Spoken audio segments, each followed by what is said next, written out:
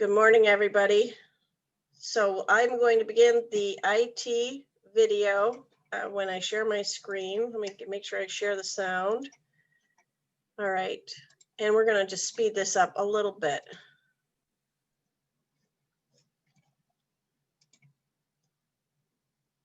Maybe replaying.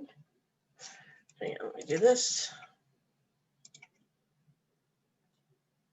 And I have this lovely presentation for, which is 855 toll-free IT.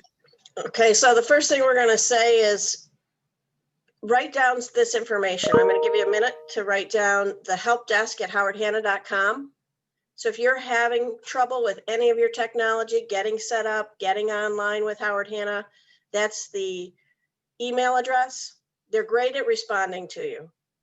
Or take a picture of this slide with your phone. Yeah, that's also good. You They've can been also great lately. Toll free. There's 855 IT Hanna, which is 855-484-2662. And they're open from 8:30 in the morning till 5 p.m. Monday through Friday. Weekend and evening support for emergencies. Ah, I didn't know that. I thought they were just 24/7. Has that changed? I didn't see this until yesterday, and it's the first time I've seen those hours. I believe that they hire a third-party company to cover off hours. So just, keep that in mind if it is night or weekends that you may not be. These normal business hours, you're talking to a Howard Hanna employee. On the off hours, I believe you're talking to a third-party person. Yes, I believe that's correct. Let me see where we're going. So he's just talking about that. When you contact us, you'll get a group of technicians. You go into a queue. They have somebody that contacts you. So they're going to want your full name, the one that's on your license. So if I call them up and I say Maggie Knapp, they don't know who I am because Maggie Knapp is not in the system. Margaret Knapp at Howard Hanna is in the system. So whatever the one is on your business card, or your license, that's the name they need. Your office location, what office are you in? And a good contact. So if your cell is lost, if it's best, that's great. If you have a second contact number, you can give them that. Most people just give them their regular cell phone number. Tell them what the problem is so that they get the right person. Some people are just better at certain areas, so they'll kind of redirect it. Let's go. System login. Your credentials give you access to your computer, wireless, printing, GoHanna, and email access. For all of you going into offices, your admins can help you log in. They can tell you what the guest login is for the day or the week or the month. There are two systems. There's Howard Hanna Mobile and there's Howard Hanna Internal. I'm sorry, there's three. And then there's Howard Hanna Guest. So you will be logging in as an agent at Howard Hanna Mobile. Any of your clients would be logging into Howard Hanna Guest. Mobile gets you into the GoHanna dashboard and proprietary tools that we don't give access to our clients. Does that make sense? So they have to go in under the guest setting. Internal is for employees like Jen and Natalie and I. So your mobile, your clients are going to be guests. And you can log in at any office. Just ask the admin when you walk in. If you're having trouble, most admins can help you get online if you're struggling for some reason. And sometimes it's your laptop and you need to set things up and find printers and those kinds of things. A lot of times I find it easier, much faster to just walk in to an office and instead of using my system to use the computers that are provided at the location, they're all wired up and it's much easier. Anything to add, Natalie or Jen, on that? So most default passwords when you first get on are going to be Howard, like Hanna and your last name or the last of your social security. The next thing is going to be to pick choose a strong password. let's see, I don't want to make sure I didn't miss anything. Self-service password.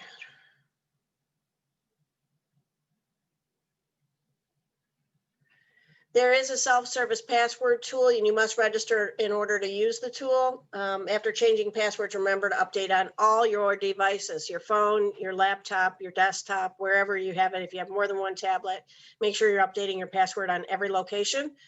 Because here's what happened. Oh, and that's another thing. If and when you are on another person's computer or an office computer, make sure you log out.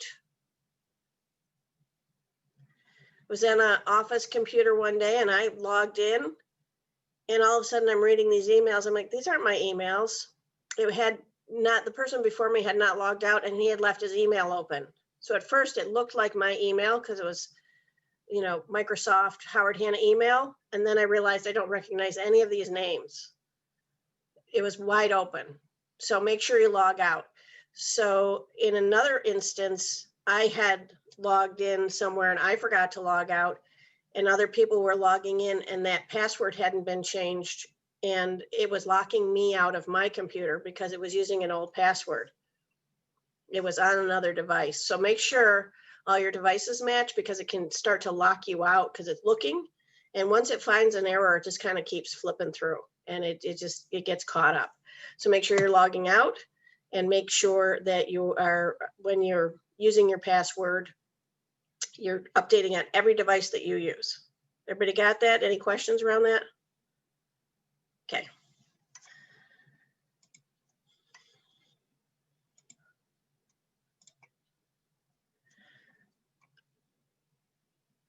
You got to have a password. You got to have passwords that work. Don't share them. Don't write them down. Don't put them on a Post-it note on your desk or your computer or any of those things. We see it all the time. People share their passwords all the time. It's not a good practice. Remember, you're not only dealing with your information anymore. You are dealing with client information and some of it is sensitive. This is why we strongly, strongly, strongly, strongly recommend that you use your Howard Hanna email. You have higher level of protection and you're legally protected when you're using your proprietary email in a way that you're not when you're using Gmail. Does that mean you're fully protected if you're doing silly things with your Howard Hanna? No. You have to be confidential. It's one of, you know, old car, obedience, loyalty, disclosure, confidentiality, accountability. That's where that confidentiality and accountability have a lot to do with client information, making sure you're keeping that information safe. Jen was in the insurance side and the mortgage side. Do you want to speak to confidentiality at all, Jen? It's usually my word of the year. It's you can't go wrong with confidentiality. Be very careful because nowadays we in Howard Hanna land have had several wire transfers that have been bogus. So get with your manager, remind your clients that we will never ask for passwords, account information of clients. And it's our duty to tell clients that because they're civilians. They don't know how it's supposed to go. But you know, you're going to start getting sensitive information crossing your email, whether it's social security numbers, dates of birth, you know, legal names and addresses even. So just be super aware of that and be super diligent with your clients to make sure that they are aware of it because it's a very big deal right now with, you know, electronic money flying around. And we have an app, a service called Earnest, where we can safely get electronic deposit money. And we'll talk about that at another time. But, you know, just be super aware of what crosses in and out of your emails. And be aware too that there's a scam that's been going around for at least 2 years that I'm aware of. You'll get a text and it might say, "Hey Maggie, this is Truck Arroyo. I need your help." And you know, it was an agent in my office. And I'm like, what's up, Mark? And it says, oh, I have an emergency. I need $5,000. You know, I'm in a place where I can't get to the bank. Can you transfer me 5,000? And I was like, wait a minute. Sometimes people know the person really well. Sometimes they don't know them at all. That first time, I had pulled over on the side of the road trying to see what this email was because it was marked as urgent. And then I was like, not a chance in the world would I be anywhere near Mark's list of emergency contacts. Had it been somebody else, I don't know. But I've had that sort of text with 4 times in the last 2 years. So if you see one of those, it's bogus. You need to block that number and get it off your phone and report it. There is a report on for whoever your phone carrier is. There's a way to report that.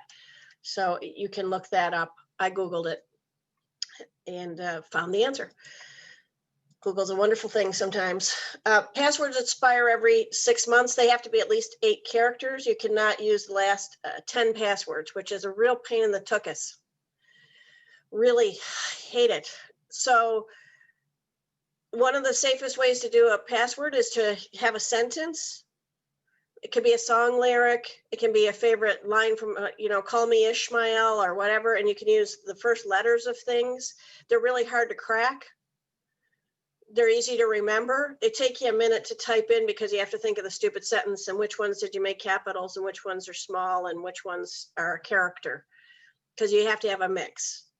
But a sentence, so you may want to preload some sentences in that you may want to use and then write down where you're using them somewhere that's not on your body. You may want to get one of those password keepers on your phone that keeps all your passwords so you can access them. And you can change it 2 ways. You can do it on a company computer or you can do it at mail.howardhanna.com. If you get locked out after 5 attempts, if you just wait 30 minutes, it'll let you back in. If you don't have 30 minutes, you can send IT an email is usually the fastest. Say, hey, I'm locked out. Sometimes it depends on the day. They sometimes can't get to it before it automatically clears itself. But you can always send the email. Sometimes they're like right on it. As a teacher, that's happened to me a couple of times where I got locked out and here I was supposed to be training and I had to get on. I was like, I'm a trainer. I'm starting a class. I need to get in. Please unlock me. And they like immediately. So don't tell them a story that's not true. But if you need them, let them know why it's urgent. Okay, lots on that, I guess. And just real quick, Maggie, Yes, again, ma'am. with the urgency, like if it's urgent, call them. Don't send an email if it's something urgent. Like emails are for something that, might not be time sensitive and just you want it fixed. But really, if it's something you want fixed right away, like pick up the phone and call them. Because so many times they do get urgent emails and they get so many tickets. Like if you really have an urgent issue, you want to make sure you're calling them. And Natalie deals with IT all the time. She's always in conversation with them. So she is an expert. So you're going to want to use, as I said, upper and lower cases, at least one number and special characters. So you can replace a letter with a character. So write out some passwords for yourself. Do yourself a favor. Write down 10. Get them in line so that you can start to rotate them so you're not thinking them up all the time. It's a pain in the neck. Remembering passphrases, use a memorable phrase. Phrases can be easier to remember. I hate public speaking 24/7. I hate public speaking 20. So here's some examples of how you can use characters. So a phrase is good, a sentence is good. Do not store passwords electronically. Do not write passwords on a piece of paper next to your computer. You can store them safely in places like, is it Wallet? Is that the one? I can't remember. There's password keepers that are safe because you have to have codes to get in. Make sure if you do have them on your phone that they're security protected. Like on your phone, if you can draw a shape or if you have to have a password to get in. Again, remember your phone now has sensitive information in it. Be very careful. So even if it's going to take you that extra second to get into your phone, it's worth that extra second. Same with your laptop and your tablets.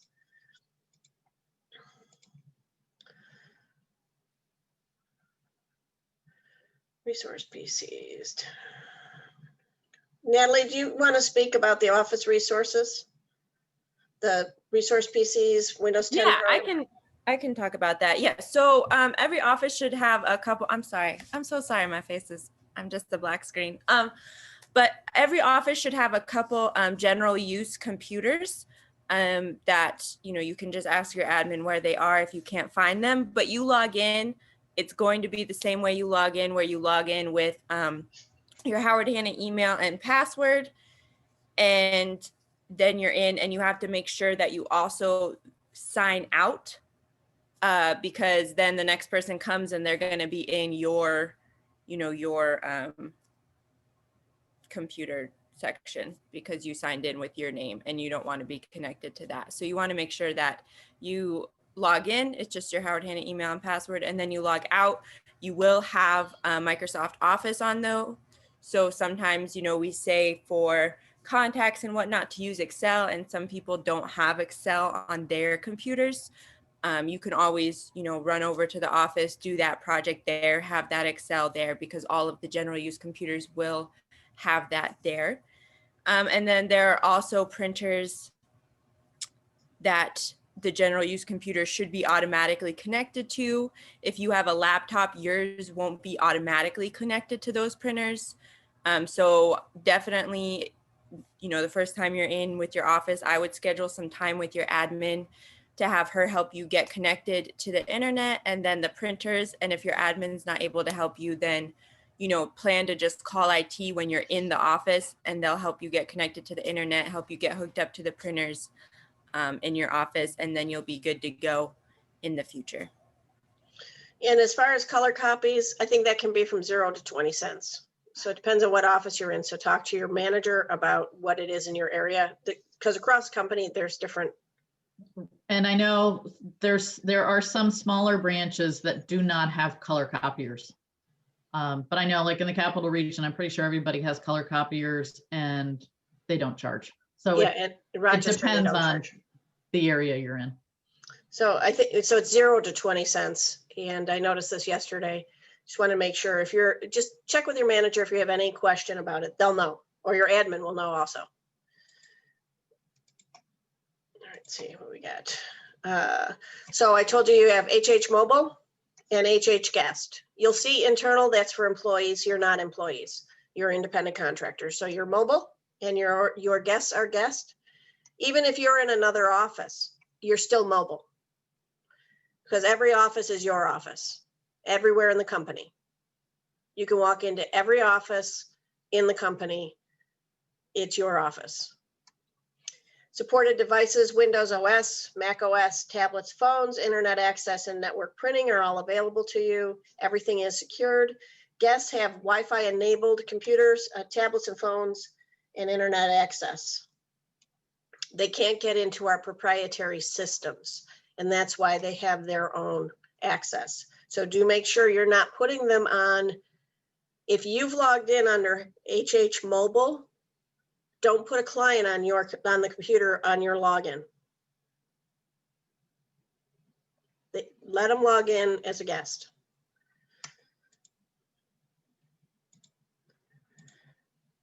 Where are we? Hanna Mail.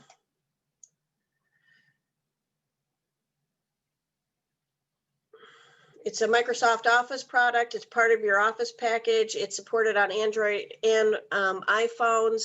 Again, we cannot stress strongly enough. I love Google. I gave it up. I moved to my Microsoft Outlook. Everything is here that you need, but it's more secure for you with clients because it's your company's. It's not just a Hotmail or an Outlook account. It's a Howard Hanna Outlook account, and there's different protections there. So we really want you, as soon as you're able, I know some of you aren't fully onboarded yet, so you can't use them. As soon as you're able, switch over to your Outlook. Maggie, I have a question about that. Sure. In banking, we had there you go. Outlook, and we had documentation coming in or going out that would be of private nature, social security cards, driver's license, those sorts of things, pay stubs.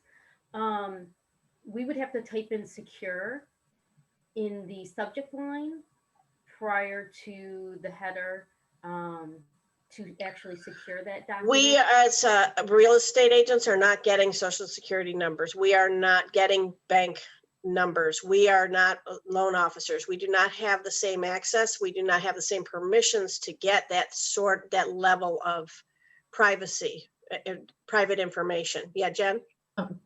But having said that, sometimes you're the conduit to get that information. We're a real estate company, we're not a bank. Yes, you're going to at times have some of that information cross your email, perhaps. You may be the conduit to get information from your client to their bank. You don't know. So no, Shauna, we don't have, I know what you're talking about, and we're not a bank, so we would not have that verbiage. If you email First Priority and they email you back, they have it because they're a mortgage bank. And again, if you don't feel comfortable collecting that information, don't do it. Because we are not a bank, so we don't have that extra added level of security. But you'll see, which has just been instituted relatively recently, that we've got that pink sort of caution line that says, this email originated from outside the company. But other than that, I know what you're talking about, and no, we don't have that. And again, you have to remember, if you're collecting driver's licenses from people, you have to collect them from everybody. And that includes your mother, your sister, your father, whatever. If that's going to be your method of how you run your business, that's fine, but you just have to be super aware that you have to do the same thing for everybody. Sometimes I know that it's unsolicited. So, if you inform a client, hey, the bank's going to need this, this, and this to get started for your, pre-qual, whatnot. And then they think, well, I can just give it to you. And then all of a sudden you get pay stubs in your email unsolicited. And it's like, oh, it's. So Shauna, there's a method to get around that. Okay. So the way to get around that is to inform your clients what you will request. Say your bank will need this. All of that will go right to your banker for purposes of security. So never send me your social security card, your driver's license, your pay stubs, because my system isn't set up. Theirs is. It's also a great reason for you to have a set of attorneys, 2 or 3, as some loan officers that you work with, so that they are in your loop and you are connecting everyone correctly. So preemptively let your clients know what information you do receive and don't receive. If you learn to have those conversations in early days, it puts everybody on the right foot. So you won't ever get it if you tell them on day one that you don't get that information. It will help you.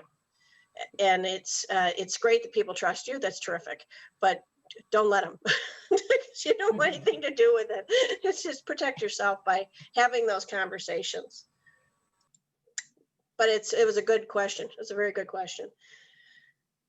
We keep 5 years of all email in the archiver. Great resource if you lost an email or an attachment to an email. Okay, I want you to also read this. They keep all emails for 5 years. What are you sending? What are you saying? Who are you talking about? Are you being appropriate? Are you being following the guidelines for fair housing? Are you following ethics?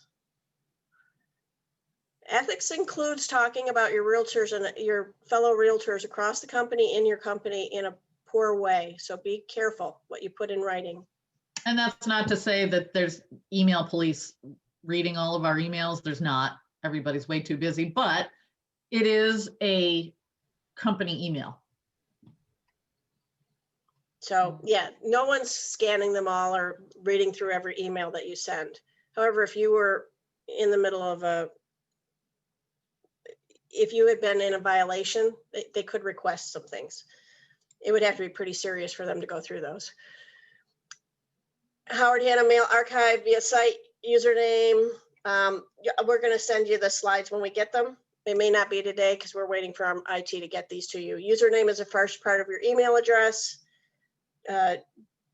Just remove, what am I doing here? I never use the archiver. Do you, Natalie? Have you, Jen? No. I mean, So- I've always been an Outlook user, and so it's all just there stored. I don't ever get rid of sent stuff, so I can search myself. I dump stuff all the time. Spam is unsolicited emails, advertising goods or services. We block more than 85 million spam messages per month, and you're still going to get a ton. It's incredible how much spam is out there. 2 ways to report spam.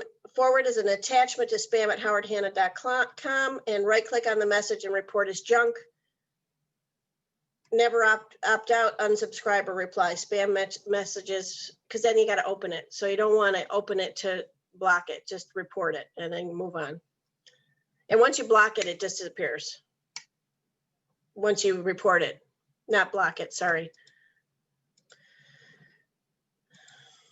Let's see what else we got. Spam, spam, spam, spam, spam. Quarantine messages. I get them usually around 9 o'clock at night for some reason. I've never once, I just look and see what the address is. I've never once had anything in the spam that was an actual email. Just take a peek at them. Phishing is You the, can, Go hey, ahead. Maggie, you can also go into your GoHanna dashboard and look for something that you think may, if somebody says, well, I sent you an email, you can search your quarantined emails. But yeah, like Maggie said, I've never had an email go into quarantine that I was supposed to have gotten in my inbox. So phishing is the wire fraud looking to defraud people. So they're trying to get you to respond to something like I mentioned earlier, like that text message, so that they can get money, get your information, identity theft. Be careful who you're responding to. And it's hard because you have a whole lot of people you don't know, maybe leads may be coming from something marketing that you're doing. So try to weed them out. I've had people say, well, this was really poorly written. And so I could tell right away it was spam because, obviously English isn't their first language. Guess what? We work with people where English is not their first language. So be careful. Try to read the entire message and see how much information they gave you. If they gave you a lot of information, it's probably genuine. If they just gave you just the barest minimum of information, it's probably not legit.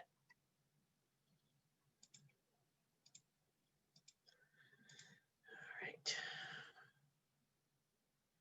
You will get an IT alert that your password is about to expire. It will never ask for personal information or password through email.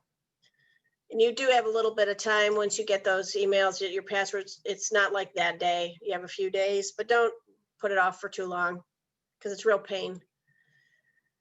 This is an example of phishing scam. Hurry. Non-US dating format, questionable sender address, funny emails, not things that you recognize. User.ebay.com, probably not a real estate related person. Fraudulent fees, things, you've all seen the things that you're going to be sued or whatever. Also things where you're going to win money. Those are phishing. Send us this so you can, you've been left $100,000, contact us right away. I think we all kind of are aware of that. So there in the slides, there's a phishing example. I think you guys are you all know, right? Anybody not know? Anybody unfamiliar? So don't click on any of those. Don't open any attachments. Don't reply or respond. Don't click and unsubscribe. Just mark them as junk, and there's phishing or junk, whichever category you think they're in, mark them and move on.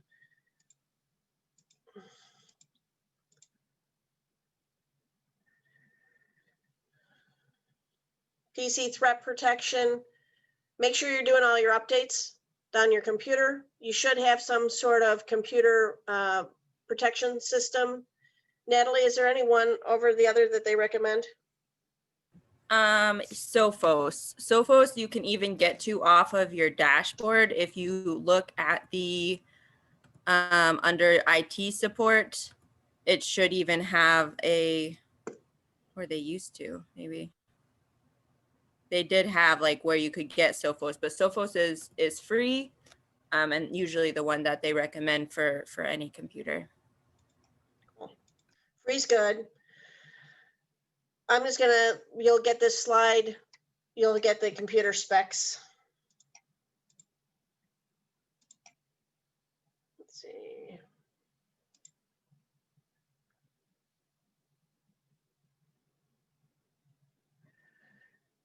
Well, we're going to be talking about this as we go through anyway later. Marketing differentiators, we will do that later. And we're going to show you all of this stuff on your dashboard. All right. I'm going to get rid of that.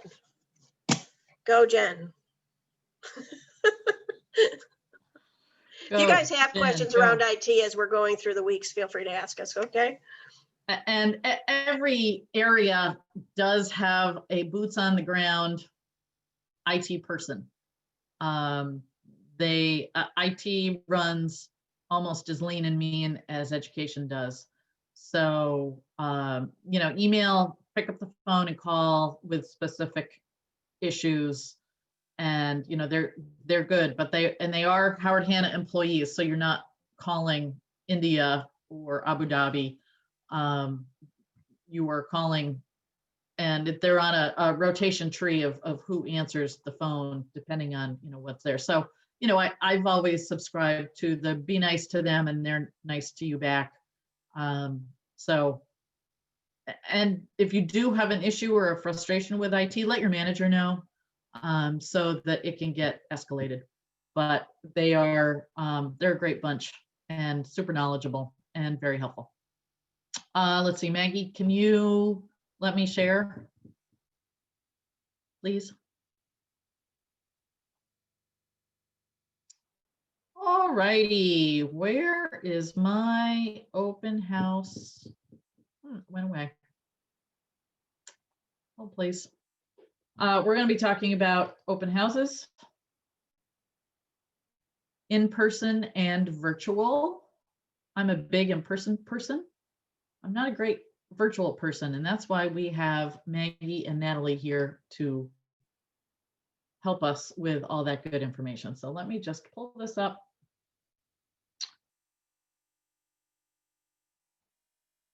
And we will get rolling here. There's a lot of information to cover. Let's see, I'm gonna now share my screen. There we go. There. My little slideshow. Ta-da! Look at that. Look at me go. Grace under pressure. So everybody sees the Optimizing Open Houses live and virtual screen? Excellent. Okay. So the objectives today. What are the benefits of doing open houses? We're going to talk about property selection, how to promote an open house, and sort of the protocols, the etiquette of doing open houses, and then establishing a system to follow up on those people who you've met at open houses. So why do we hold open houses? Oh, I don't know, maybe it's to sell the house that's for sale. I've actually had several people over the years ask me to say, my friend works for XYZ Realty. Can I help them and open one of their houses for them? Absolutely not, because XYZ company is not your broker. So you can help out any Howard Hanna agent in your local marketplace, but you would never hold open a house for another broker. And I think that that's just, the mindset of going from a civilian to a real estate agent, sometimes that message doesn't get made. And Howard Hanna has tons of open houses for you to hold open. So, the main objective of holding an open house is to get that house sold. You're there working for the seller. And if it's not your listing, you're there working for the listing agent. So you do need to be a little careful of some of the verbiage that you use during the open house with people coming through the open house. And as we go, if you have any questions, just unmute yourself and shout it out. So one way we visibly market the property, there are a lot of brokers out there who no longer do open houses, which I think is a mistake on a lot of levels. But it is one very big item that you can show a seller. I'm going to take the time to hold your home open. And it is prospecting for potential buyers and sellers. All open house visitors are potential business resources. And we'll dive a little bit more into that. And you promote yourself, you build your credibility as a real estate professional, and it demonstrates that you are working so that your sellers know that you are physically in their home, promoting their home to the general public. We have this great program called Open to Close. Is anybody familiar with Open to Close? I have a quick question. I'm sorry, Jen. Sure, go ahead. Why some seasoned agents don't like open houses? I'm curious. Because they're time consuming. They're on the weekends. In the dead of winter in upstate New York, to have to drive around and chomp through the snow to put your open house signs out, tie balloons on them. There are a lot of agents who will poo-poo it to their sellers, which is, I think, a mistake. Maggie, did you want to jump in and comment? Yeah, the biggest reason I found is they don't know how to run an open house. So they don't get anything out of it. Well, So and a lot of agents that just experience. stand there and they say, come on in, here's a flyer, let me know if you have any questions. And they put no effort into it. I went to an open house where the realtor was 15 minutes late. She had 9 people sitting outside the house, 9 cars waiting to go in. She was 15 minutes late. Lights weren't on, house wasn't ready, nothing. It wasn't a successful open house. So you get out of it what you put into it. And a lot of experienced agents only want to work with sellers. They only want listings. They don't care about buyers. So just be aware of that, so that if you've got experienced agents in your office who have 15 listings, ask them, say, do any of your sellers want their house open? And not all sellers do. And that's okay too. The sellers, it's always up to them. But some sellers may be like, yeah, why aren't you doing an open house? Well, make sure that your manager knows, I want to shadow an open house, a couple open houses. On the weekends right now, you should be going and visiting open houses that are happening live. Be sure that as you're crossing the threshold of the door, you hold up your business card, if you have a business card, and say, brand new realtor, I'm just with Howard Hanna, I'm just scoping out how you do things and how open houses work. Absolutely, you all should be doing that every weekend, including new construction open houses too. And when you do those open houses, are you allowed to collect email addresses, or does the listing agent usually have that? Okay. No, this is so Open to Close. This system right here is a digital way of a sign-in, of people signing in. Okay, I'm sorry. Yeah, and so absolutely. And if there's all sorts of dialogues that you can have with people coming into open houses, because in the olden days, and people still use them, the sign-in sheets where there's a pen there and you sign in, and you look down and Mickey Mouse and Minnie Mouse, Disneyland, Orlando, Florida. It's your responsibility holding a home open to be able to tell the sellers who came through their home. It's a safety issue. And again, consumers don't necessarily understand that. They think you're just grabbing their information so you can solicit them. No, no. I'm hosting this open house. I need to let the sellers know who has come through their home. And especially in COVID days, you've got to do all the COVID paperwork, which actually makes it easier. I don't want to say legitimatizes, but it almost does. But it's very important, and it's how you impress upon them why you need people to sign in. So open to close is a very cool technology. So you can have your iPad or a laptop right there on the kitchen table. You do need Wi-Fi to make it live. So if the homeowners don't share their Wi-Fi password with you, you can always make your phone a hotspot, but you can collect names offline too.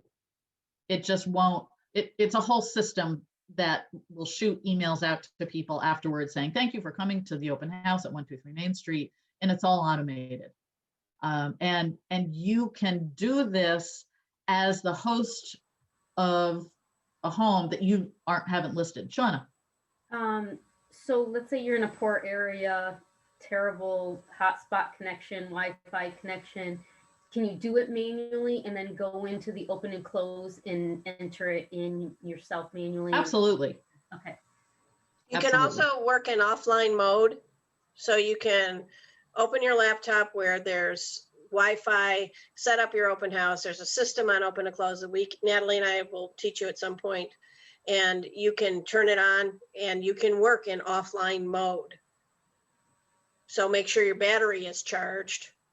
I always take, in case of disaster, sign-in sheets that are individual in a binder that look ready and prepared. So when they flip a sheet, all their information is covered and I can manually put them in. I put every person that's visited a house, whether it was an open house or not, into open to close. So I know they came to that house and I collect the information all in one place. So there's lots around open to close. It's a great program. It's very client building. It is a great program to client build. Yeah, so for new agents who don't have listings, who are hosting open houses, this is a great tool to get comfortable with. Does it also put that information into Engage for you? Can you transfer it? It does. All right. Very nice. Yes. So here you've talked to your manager. You said, I'm ready. I've shadowed an agent or two. I've shadowed a couple of open houses. I've officially gone with a couple agents. You can't do this cold. You need to have some boots on the ground experience for doing open houses. So you've gone through that, and now you're ready to host your own open house, not your listing yet. And that's great. That's okay. But you need to do some research. You can't just show up cold to an open house, throw a sign out front with some balloons on, and expect to, knock it out of the park. The consumers who are coming to the open house are very savvy. You don't want them to know more than you do about the neighborhood, the house you're standing in, and they may. So let that put a little fear in under you to say, I need to do a little bit of research ahead of time. So get to know the house, talk to the listing agent about the home. If it's at all convenient, and you should do this, preview the home prior to the open house so you're not going in totally blind, because who knows, the pictures could look beautiful and you walk through the front door and you get a whiff of the ammonia cat smell, and that's something that needs to be addressed. So it's great if you can preview the home, but know what updates have been done to the home. Look up the taxes, ask the listing agent about utility costs, which they should have. Know the comps in the area, list price to sell price, days on market, price per square foot.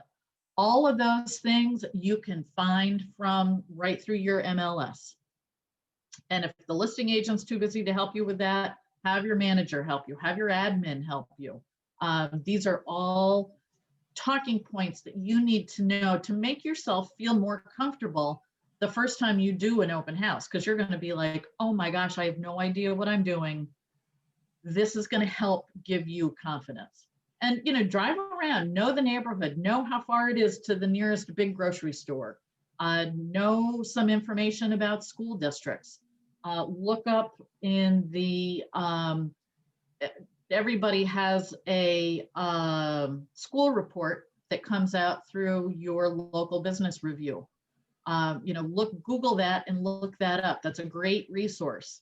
I will tell you, and you'll probably hear me say it 4 or 5 times during the course of this class, not this specific class. People are going to ask you about school districts. They're going to ask you your opinion about school districts. You can't give your opinion. All you can give is facts, and you can show them how to contact the districts directly. I did tons of new construction open houses when I was first licensed. And people would come in and say, but where do your kids go to school? And I wouldn't lie. You can never lie. And I said, well, my kids go to public school right here in Saratoga Springs.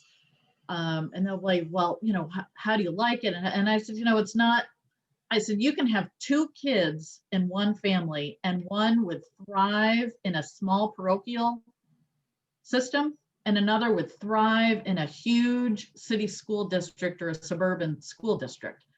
It's not for me to say. It's, you know, my opinion is my opinion. Let me give you some data, some information, so you can go find the information and make those informed decisions yourself. You need to be very comfortable having that dialogue with people, because they will ask, and you can't say, oh, that school district is awful. Or I think this school district is great. And, you know, to some people, like people coming from California, from Florida, our public school system, I think overall, you know, across the country is quite good. You know, there's a reason why we have such high taxes in New York State. But you get people coming from other states who will not even consider a public school system because of where they came from.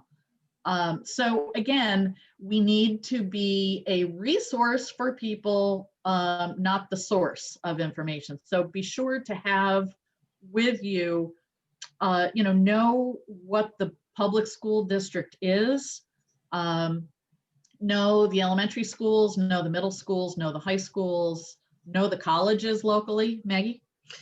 Know the specific schools that are public for that house. And you may have to call the school district to find out, because you may be right on a borderline in our area. I know Jen and I have talked about this. I believe it's true in her area.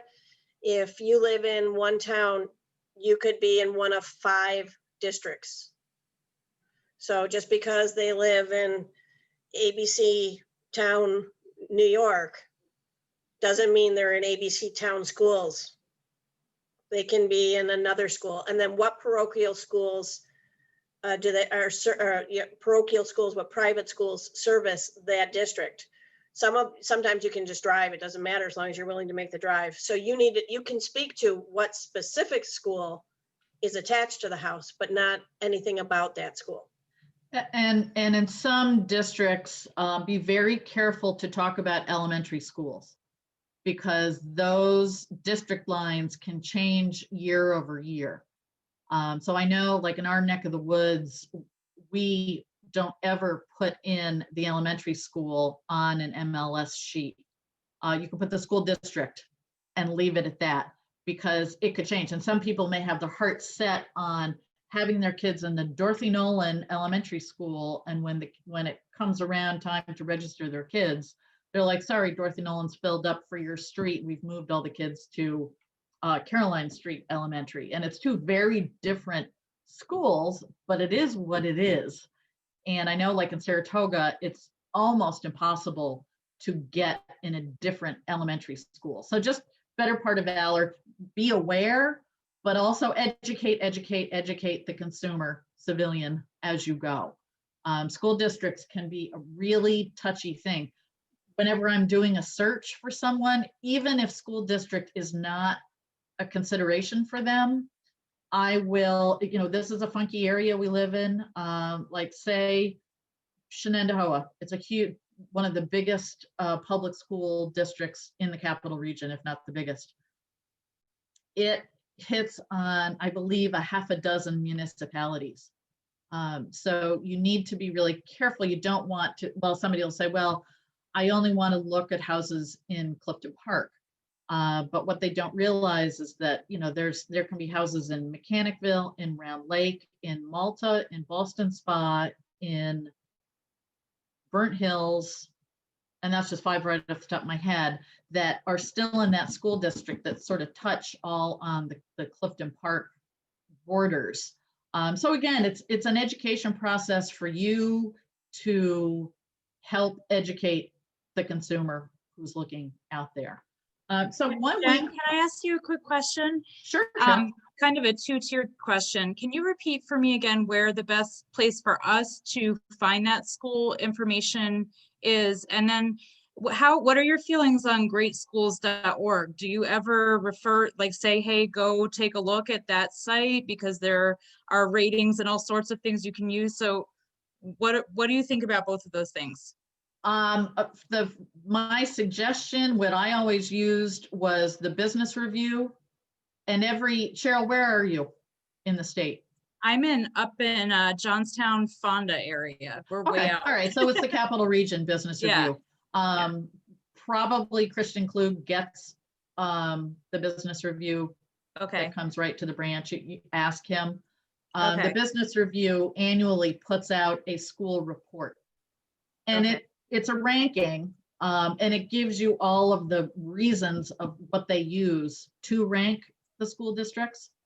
It is a great resource to be able to hand to somebody or send them the link to say, here's information. And I believe that they now do public and separately private schools. And yeah, there's all sorts of school rankings out there. Just educate the consumer to say this is the criteria they use to rank schools. I wanted to, some people say I have a child with special needs, or I have a gifted child. Ask your manager, ask other agents in the office who may know who has certain programs, and direct them to call the schools directly. Something I never realized, because I've lived in this area my whole life, you can make an appointment to have a meeting with the school, and you can pick and choose and have your list of questions. It would not be something you as an agent would do for them, but you will give them contact information to say, hey, this is a really important decision. Make an appointment and sit with the different districts depending on what your needs are. So be a resource. I wanted to add to that. When we were looking at school districts, when we purchased our second home, New York State Education has a website that I found very helpful, because we were looking at Guilderland, Niskayuna, North Colony, Albany, and I wanted to compare all 4 of the areas. And the New York State educational website I found very helpful. In addition, Jen, to what you said, where I actually met with the principal of each of the schools, of the elementary schools, and actually gave me a tour, which I found very, very helpful. But the New York State Ed website I found helpful. Have you ever seen that? Or I have not. If we go offline and you could send me that link, I could push it out to everybody. That would be great. That would be great, because no, I have not. What's good about it, it actually tells you the rankings, how many graduated, how well they did in specific subjects in elementary and high school. And I'll share that with you. Yeah, that would be great. Okay. Thank you. Excellent. This is, I'm all about the, what's 1 + 1? It's not 2, it's 11. It's the power of the group. The more minds we can put together, the better we all are. So anybody who has any information that we can share with the group, and I'm constantly learning. So thank you, Doris. That's great. So 1 week prior to an open house, you're going to preview the home. Look for ease of access, visibility. Is it a vacant home? Make sure it's I'm like living in a snow globe right now. It's snowing. I didn't think it was supposed to. Make sure the sidewalks look like everything's been maintained. Check the condition, the curb appeal, evaluate the list price. Have a conversation with the listing agent. If you're sort of scratching your head saying, this house seems underpriced or overpriced, ask them how they came to the price. Select selling features and benefits, and let the neighbors know that the house is for sale and will be open. Some neighborhoods don't allow for sale signs. Also, some neighborhoods don't allow open house signs. So you'll get your wrist slapped if you put them out. Expect a knock on the door from someone from the town saying, oops, you need to take your signs down. And so discuss with the seller, and if you're not the listing agent, talk to the listing agent about these items. Timeframes for open houses. Most open houses in our neck of the woods are Sundays. A lot of people do them Saturdays. In the summertime, especially around Saratoga Springs, we do a lot of twilight open houses where people actually serve wine and cheese. And it's trying to get people coming home from work or people who are visiting. So if you live in a town that maybe has some specialties, like it's a lake area, or it's near Saratoga Springs has the horses, the Great Lakes certainly. If you're up north near the Great Lakes, the Finger Lakes, every place has a different local way of doing things. And also virtual open houses, which everybody got really good at really quick beginning of April. So why sellers should leave the property. Does anybody have an idea of why it's COVID aside, why do you think it's a good idea for the sellers to leave during an open house? They don't need to hear people's reaction to their house. Right. Yeah, nobody's going to love your decorating.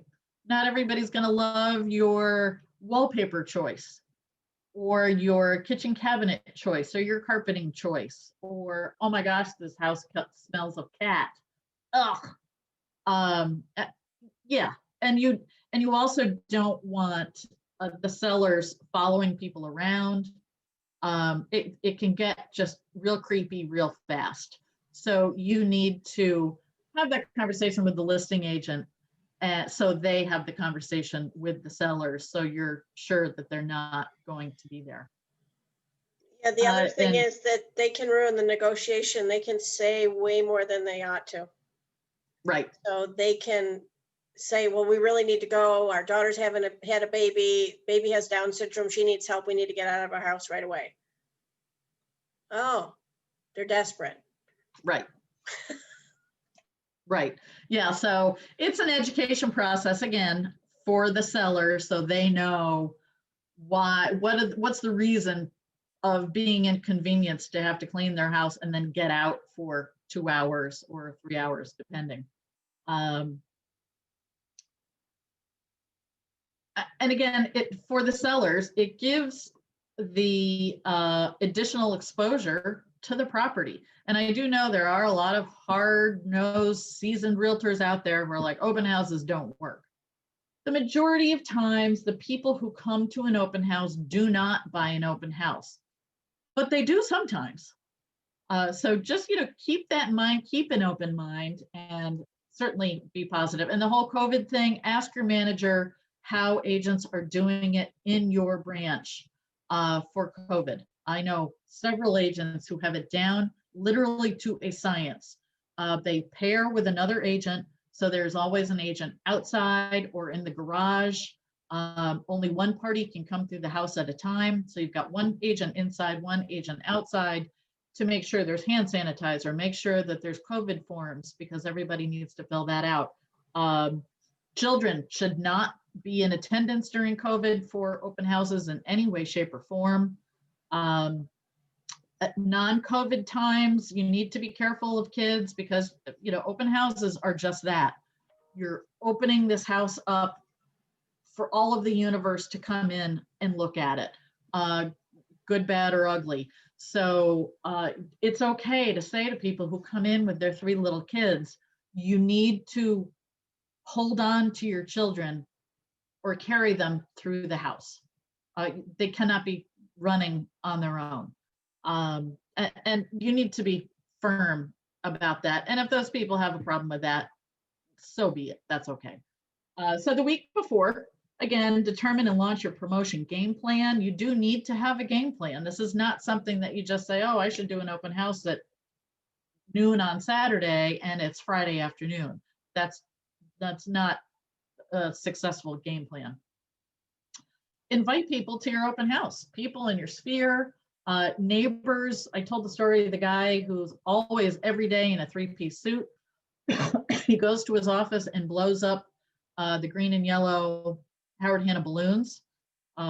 Most offices have helium tanks. If your office doesn't, find the local office that does and see if you can use some of their helium.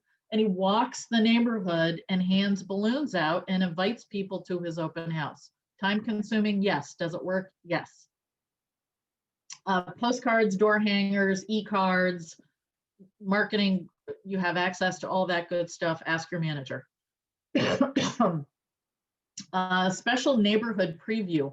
So this is a great way to invite the neighbors to come in for a neighbor preview of the open house. Say, I'm only letting the neighbors in before the open house goes live.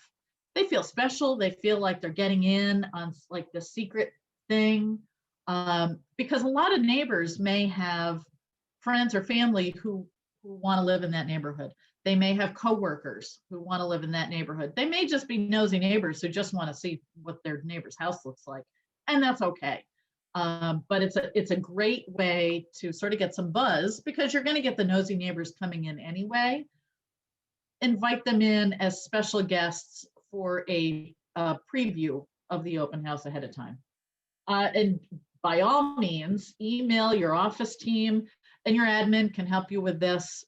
You're going to do a blast to all brokers in your neck of the woods to say, hey, I'm holding this house open. Come tell your buyers to come and meet me, introduce themselves, make sure they know who they're working with, and I'm happy to have them, tour the house. More is better. So how do you distinguish yourself from everybody else out there? Tour, tour, tour. You've got to know your local marketplace. You've got to know the inventory, including FSBOs. So, you need to know if there are for sale by owner signs in the neighborhood, because I guarantee you the consumers know. So get that information. And again, this is all time consuming, but this is what it takes. This is why the consumer doesn't understand why they're paying what they're paying in commissions. Well, it's time consuming. They don't see all of this work that goes on behind the scenes. Know the house, preview it prior to the open house, know competing listings, and know the names. You can look it up in the tax records of who owns which house. And so it's great to say, hey, I know John and Mary Smith's house is for sale right around the corner. I talked to that listing agent. That listing agent is holding that house open too. Why don't you go there? Let them know I sent you down there. It's a great way to build rapport with other agents. And it doesn't, it could be an agent from a competing broker. Call them up and say, hey, I'm doing an open house at 123 Main. I know you have 678 Main listed. Would you be interested in doing like a tag team open house? Why not? Get creative. Maggie, did you want to say something? Yeah, I was going to say on the neighbors, I like to keep what I call a speakeasy sheet. So my speakeasies I have information on all of the houses that are in the relatively close by that are open or for sale. And I already know how many bedrooms, how many baths. I know if it's got a finished basement. I know if it's got a walkout. I know if has a new roof because I've looked at the PCD. I look them up. And I keep a sheet with all of the listings in, and I have an MLS printout for each of them with me. If the client in the home I'm trying to sell says, this home you're trying to sell is not for me, my first question is there anything we could do to make this house the right house for you? No, I just don't like the layout. I don't like the lot. I don't like this. I don't like that. If they've completely eliminated that house, say, I have some other homes and I have some time right after my open house from 3 to 4. Why don't I meet you in my office? I'll show you a purchase offer. Has anyone showed you a purchase offer? Let me go through one with you and then I can show you some houses that may be available. We can make some appointments. We can go see some things. But I have some houses I can talk to them about. Not until I've absolutely positively determined that the house that we're standing in is not the house for them. Because my one priority is to sell that house. Yes, while you are in that house, you represent the seller. No ifs, ands, or buts. So please, please, please don't be in the kitchen of the house that you're holding open and start, waxing poetic about this fabulous house around the corner. Don't do that. And like Maggie said, exhaust all the possibilities and then say, I'm here today representing, Mr. and Mrs. Seller of this home. I'm happy to sit with you and spend some time to make sure you're pre-qualified, and so you're not looking for a needle in a haystack. And let's sit down and look at the multiple listing service and see what else is out there, and take that as a separate meeting. And if somebody's really and truly a serious buyer, they're going to be all about that.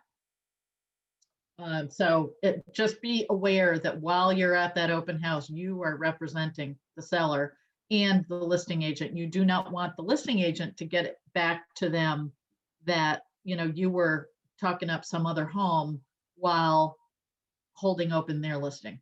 So just be aware. Yeah, that's a great way to and have a one opportunity with that agent. If you want multiple opportunities, make sure you're representing them in the best possible light. Absolutely. So again, know your market, know list price, sale price, price per square foot, average days on market. And again, this is something that your manager can help you get comfortable with the multiple listing service of how to find this information out. And again, the tools that Howard Hanna has to differentiate yourself from the masses out there. We've got Open to Close that we talked about, which is the online registration for open houses. Real Scout is a fabulous tool to have potential buyers and sellers get access to. Buy side, Hanna mobile app. Does everybody have the Hanna mobile app yet on their phone? We'll talk about that.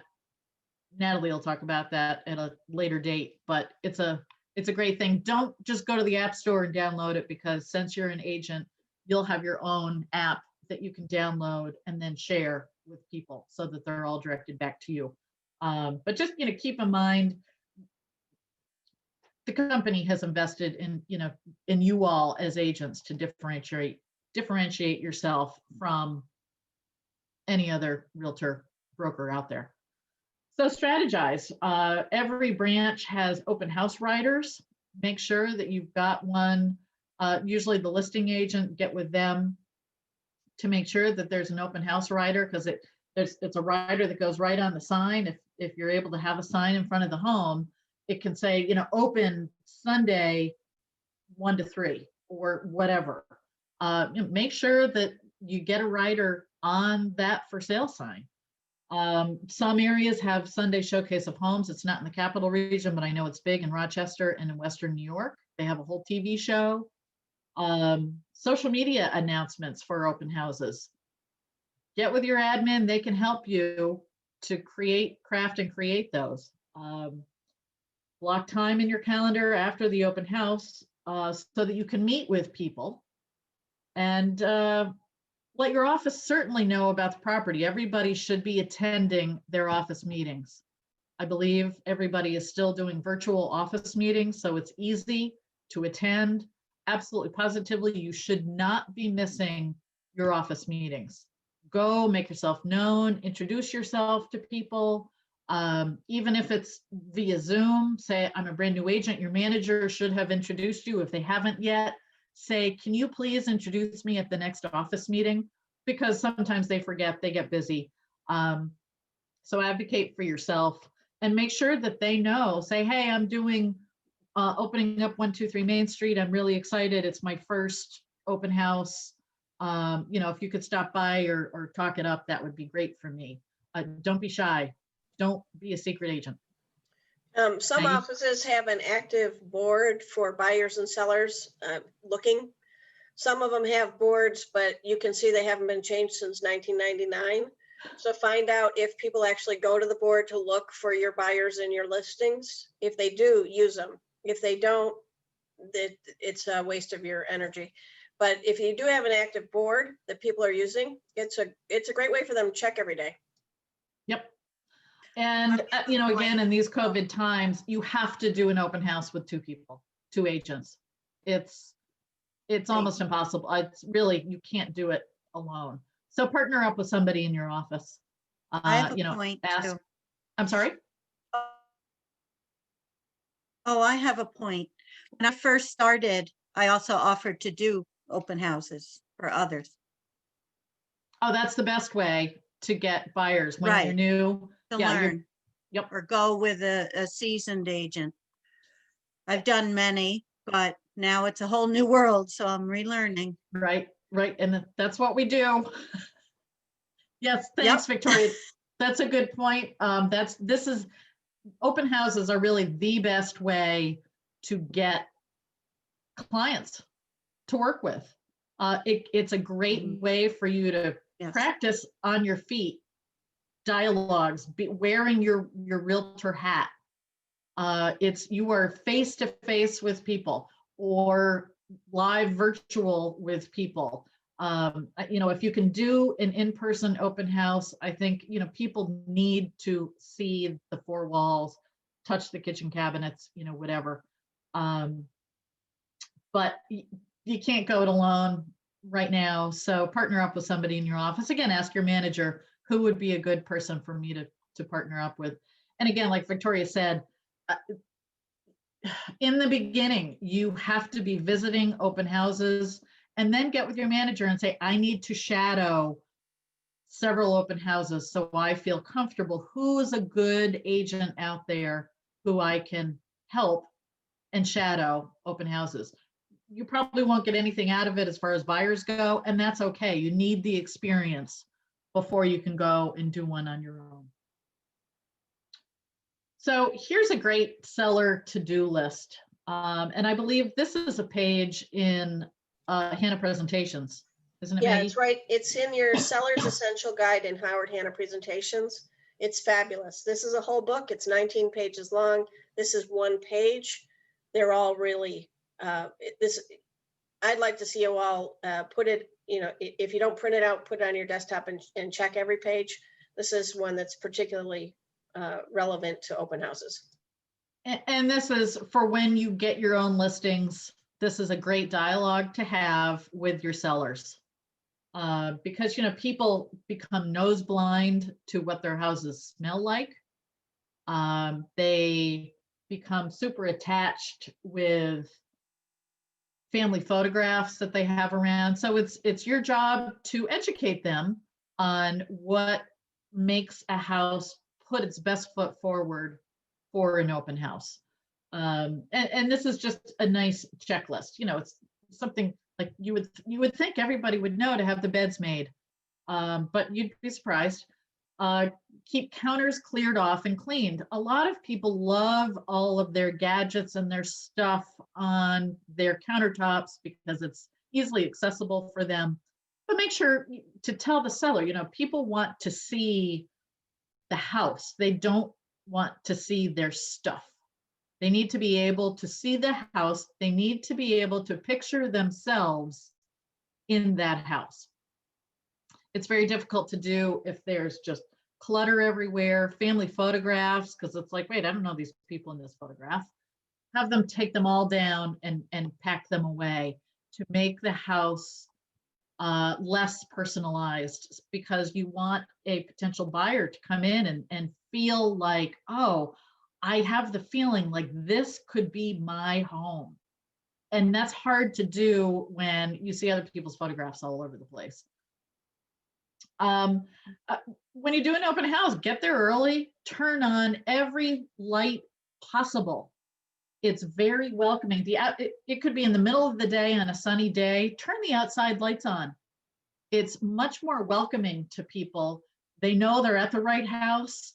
It's just a welcoming feeling. Even if it's a bright sunny day, turn all the lights on. Every light, ceiling lights, lights on tables, lights over the kitchen sink, recessed lighting, turn lights on everywhere. Turn basement lights on, turn every light on possible, because brighter is better. Refreshments at open houses. There's some different schools of thought about that. My younger son is deathly allergic to all things peanut. He's the best advocate for himself on the planet. He's now 20 years old and has always been his own best advocate. However, be careful with this. You can buy store-bought cookies. Depending on the time of year, you could have Halloween candy that's individually wrapped candy. Be aware of people's allergies. There's lots of people who are gluten-free these days, dairy-free, peanut-free. My sister is allergic to black walnuts. You don't know. So better part of valor. I was never a big food giver out, or maybe a bowl of candy, individually wrapped candy, and a case of water. I think bottles of water are always, you can't go wrong with that. Actually, marketing has great wraps that you can have them make a Howard Hanna label to go around a bottle of water. Again, time consuming, but how great is it that you can hand somebody a bottle of water with your face and your contact information on it? Just a little something extra, something different. Maggie, did you have a? Yeah, there's a couple things. With COVID, make sure if you are offering anything, it is individually wrapped. I learned the hard way, don't let people walk around with any food because they make a mess, and guess who has to clean it up? You do. So if I offer a snack, I say, please take one on your way out. And I give it to them to go. So I usually get something that's individually wrapped. A great thing that can elevate you as a local expert is have something to take that's from a local bakery or a local store that's smaller homeowner, and put a little sign that says, these lemon muffins are from Lemon Lulu's bakery shop on Main Street. Please stop by and say hello and give a little sample. Let Lemon Lulu's know that you're sending that, that you're going to be taking these to an open house in the neighborhood you're working in. So there's ways to combine you to the community that can be really nice. Again, make sure right now they're individually wrapped and you're offering them on the way out. I had a 60-year-old woman eating a little thing of popcorn that I had, and it's just falling down her face all over. She's got sticky hands. It was like having a 60-year-old 4-year-old in the house. I was disgusted. So that was the day I stopped letting them walk, it's like, okay, we're over now. Things you learn. Yeah, and during COVID, I would say better part of valor, no food anyway. Just it's one less thing to have to worry about. I know everybody wants to know, should I put an apple pie in the oven so the house smells good? Or should I put mulled cider on low on the stovetop with a stick of cinnamon? Buyers are savvy. They think you're hiding a house smell. Candles that are heavily scented, don't light them. If the seller has lit them before they left, blow them out. And I say this, my other sister, I come from a wacky family. My oldest sister is super sensitive to those super scented candles. So just be aware that a consumer is pretty savvy these days. They're going to think that you're trying to mask a house smell. If at all possible, the best thing you can do is to crack windows open here and there. Just make sure to close them if you've opened them. And but fresh air is always better than fragranced air. Yep. Keep things clean Absolutely. and neutral as much as possible.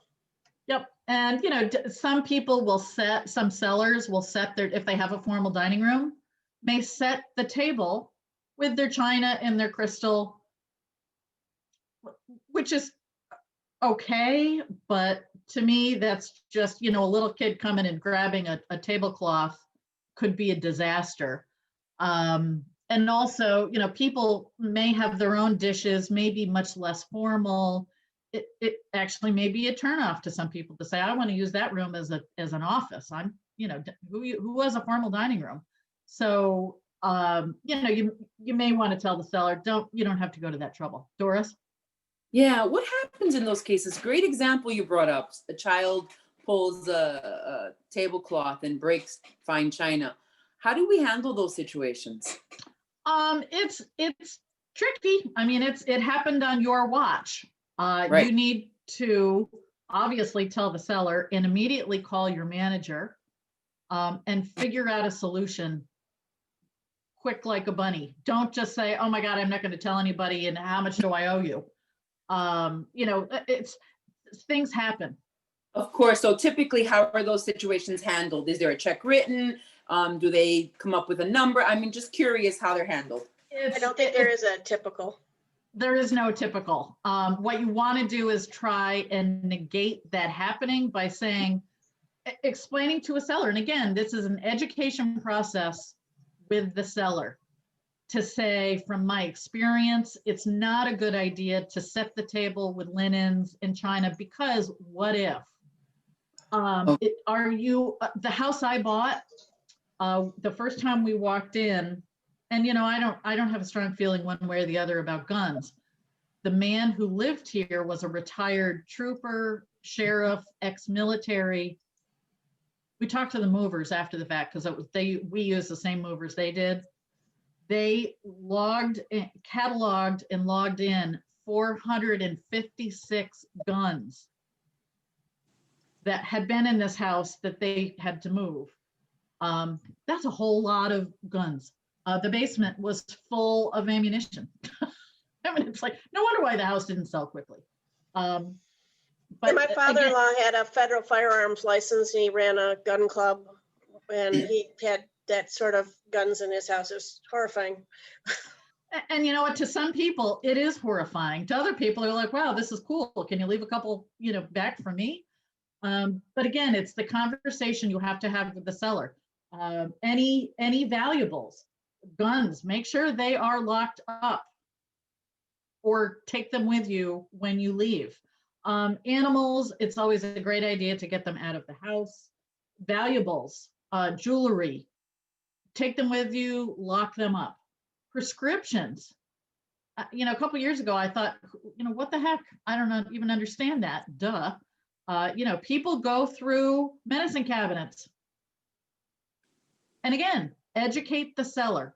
Say, if you have controlled substances in your home, take them with you because I don't want anything to go missing. I'm sorry, it's still not clear in my head. So they break an important, valuable vase. And we say to the seller, I am so sorry, this just happened. I reach out to my manager. She says, my God, this is $1,000. It's an heirloom. Then what? Some heirlooms can't be replaced. I know we just a couple of months ago, somebody had a Yadro sculpture that was broken. And it was something that was out of print. They didn't make it anymore. The company, the agent and representing the company offered to compensate the sellers a dollar figure. They were able, that listing agent actually was able to go onto eBay and find the exact one and bought it for them as a closing gift. Which, and so Doris, there's no right or wrong answer. Okay. It's an education process that you need to tell the sellers, you know, what around here is breakable. You know, if we're going to commit to having open houses for the duration of your home being listed, let's think about what's valuable, what maybe we should box up and put away. Okay. Even if you have a tote that you throw in the back of your car as you're leaving to vacate the home for the open house, and then you come back and put everything back if you're that attached to it. Okay. But All it's right. an education process that you need to have with the sellers, hopefully up front. But stuff happens. Okay. We've had people I had, don't want to time on this. I'm sorry. oh no, because it's a great question. And ask your manager, say, has this ever happened? Okay. And how did you resolve it? Because the company never wants the agent. If the agent's done their due diligence, nobody's going to say you got to write a check for $1,000 to reimburse these people. And I think everybody is reasonable. Is my word of 2021. Let's all be reasonable. And so again, it's like with showings. You take a listing, you need to have a conversation with sellers to say, I understand you have an indoor cat. We are going to do everything in our power to make sure that cat does not get out. But I'm not at every showing. I have very strict, big signs on the door, indoor cat, do not let the cat out. It happens. So again, you need to educate the seller for all of these what ifs. Hopefully none of it happens, but occasionally sometimes things do happen. I know Maggie went to every showing. That's not realistic for a lot of agents to do. And a lot of buyer's agents don't want you there necessarily.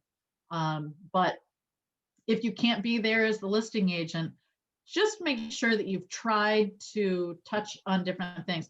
Doors stay unlocked, lights stay on. Not every agent is as diligent as I am. So let's try and be reasonable and a little flexible. The goal is to get your house sold. Hey, Jen? Yep. Tons of slides, and we have to do open and close at 11. Well, I've got me till 11:30. Open and close is the 11 to 11:30 part. Oh, all right. I'll start talking faster and totally off topic. But good dialogue. These are they social media graphics from marketing? These are social media graphics of which there's a wide variety, and they're great. There's some great things you can share with your clients. There's a ton of stuff. So realtor safety, right quick, we've got a little video. And realtor safety, you just all have to be aware that it's a thing. You need to be safe. Yep, open houses, you're opening up a home to everybody in the universe to walk through the door, whether they're qualified or not. That's the thing about open houses. If you're not comfortable, you should always follow people around. Don't ever keep your back to people you don't know. You never know. They could whack you on the head. You just don't ever know. If you have a favorite HGTV show, there's no reality based in any of those reality TV shows. Don't do what they do.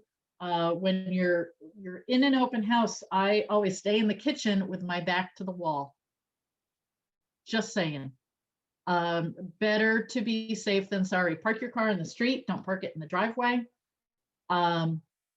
I need to do something to turn my sound on, don't I, Maggie, for this? When you share your screen, so stop sharing. And when you share, click that little box in the corner that says with computer audio. Yep. And then share. And then share. All right. Let's see. Okay. Can you guys, can you hear it? As a real estate professional, you are in a unique position that most working professionals never face. In your business, you often share your contact information openly with others, meet unknown clients, and walk through vacant properties, to name a few. It's because of the unique nature of this business that it's critical for all real estate professionals to have personal safety protocols in place that you follow every day, with every client, every time. So what kind of safety protocols should you implement into your daily routine? Here are a few to consider. When meeting a client for the first time, do not meet a new client at a property right away without first having an initial meeting at your office or a public space, like a coffee shop. During the initial meeting, make copies or take photos of the client's driver's license and pre-approval letter for your records. This precaution allows you to keep a record at the office of who your clients are, their information, and a calendar of appointments. When first meeting with a new client, you should discuss the types of real estate they're interested in and walk them through the safety protocols you have in place for all clients. Now you can arrange showings, meet them at properties, and schedule open houses to help them through the biggest financial decision of their life. When viewing a property, it's okay to ask your client to drive separately. This is a safety precaution for you as much as it is for them, not to mention you might both have appointments to go to before or afterward. Hey, this is cute. As you tour a property, walk behind your client. This routine safety measure allows them to see the room first and make their own impressions. Many agents do not go into attics, garages, or basements as an additional safety measure. But encourage your client to look around and let you know what they think. It is a safe practice to only show vacant properties which might not have electricity during daylight hours. This allows you to see what safety hazards may exist, like a loose floorboard or any defects the house may have. It's got potential. When holding an open house, advise your clients to board their pets and remove jewelry, family photos, credit card receipts, artwork, prescription drugs, and any other valued possessions from the home in advance of the open house. This is just one way to look out for your client and to keep their property and belongings secure. Keep a record of who entered the house by asking everyone who walks in the door to sign in with their name and phone number or show a photo ID. There is something to be said about safety in numbers. Consider bringing along a colleague when holding an open house. If there are several potential buyers walking through the home, even better to have 2 agents on hand to answer questions and keep an eye on things. Safety is an important part of real estate. Be prepared and follow the protocols and processes that have been put in place to keep you and your clients safe. For more information and additional resources, visit www.nar.realtor/safety. Yeah, that. Check out NAR's site. You all, once you join as a local realtor at your realtor board, you automatically will pay your dues for NAR, which is National Association of Realtors, as well as NYSAR, which is New York State Association of Realtors. Hey, Jen, do me a favor and stop sharing and read. Oh, never mind. It just fixed itself. Your screen was really fuzzy. Never mind. Oh. Go ahead. Okay, good. So go on to the NAR site and look at all of their realtor safety that they have. It has to always be in the forefront of your brain to be safe. If you ever feel that you're not safe, leave a property. Just get out of there. I've done classes where, women say, oh, I have mace attached to my keychain. Mace is illegal in New York State. Yes, you can buy it online, but I'll tell you that you have to be this close to somebody to have that mace be effective. It's not the law enforcement mace that they have that shoots out like 20 feet. I have some women who carry a can of wasp spray in their car because that actually does shoot. If anybody's ever had wasps or hornets at their house, it does shoot a long way. If it gives them some sense of safety, but the goal is listen to your gut. If you do not feel safe, get out. Just get out. No one's dying on any real estate tables. Listen to your gut because your gut does not lie. And for whatever reason, it's okay to leave. If you're in an open house, it's just about to end and 2 gentlemen come in and you're a single woman there by yourself post-COVID. If you get a bad vibe in your gut, that's okay to say, you know what, you guys, this open house is over. I have another appointment and the homeowners are going to be back in a couple of minutes. Walk them to the door, have them stay in front of you and say, here's my card.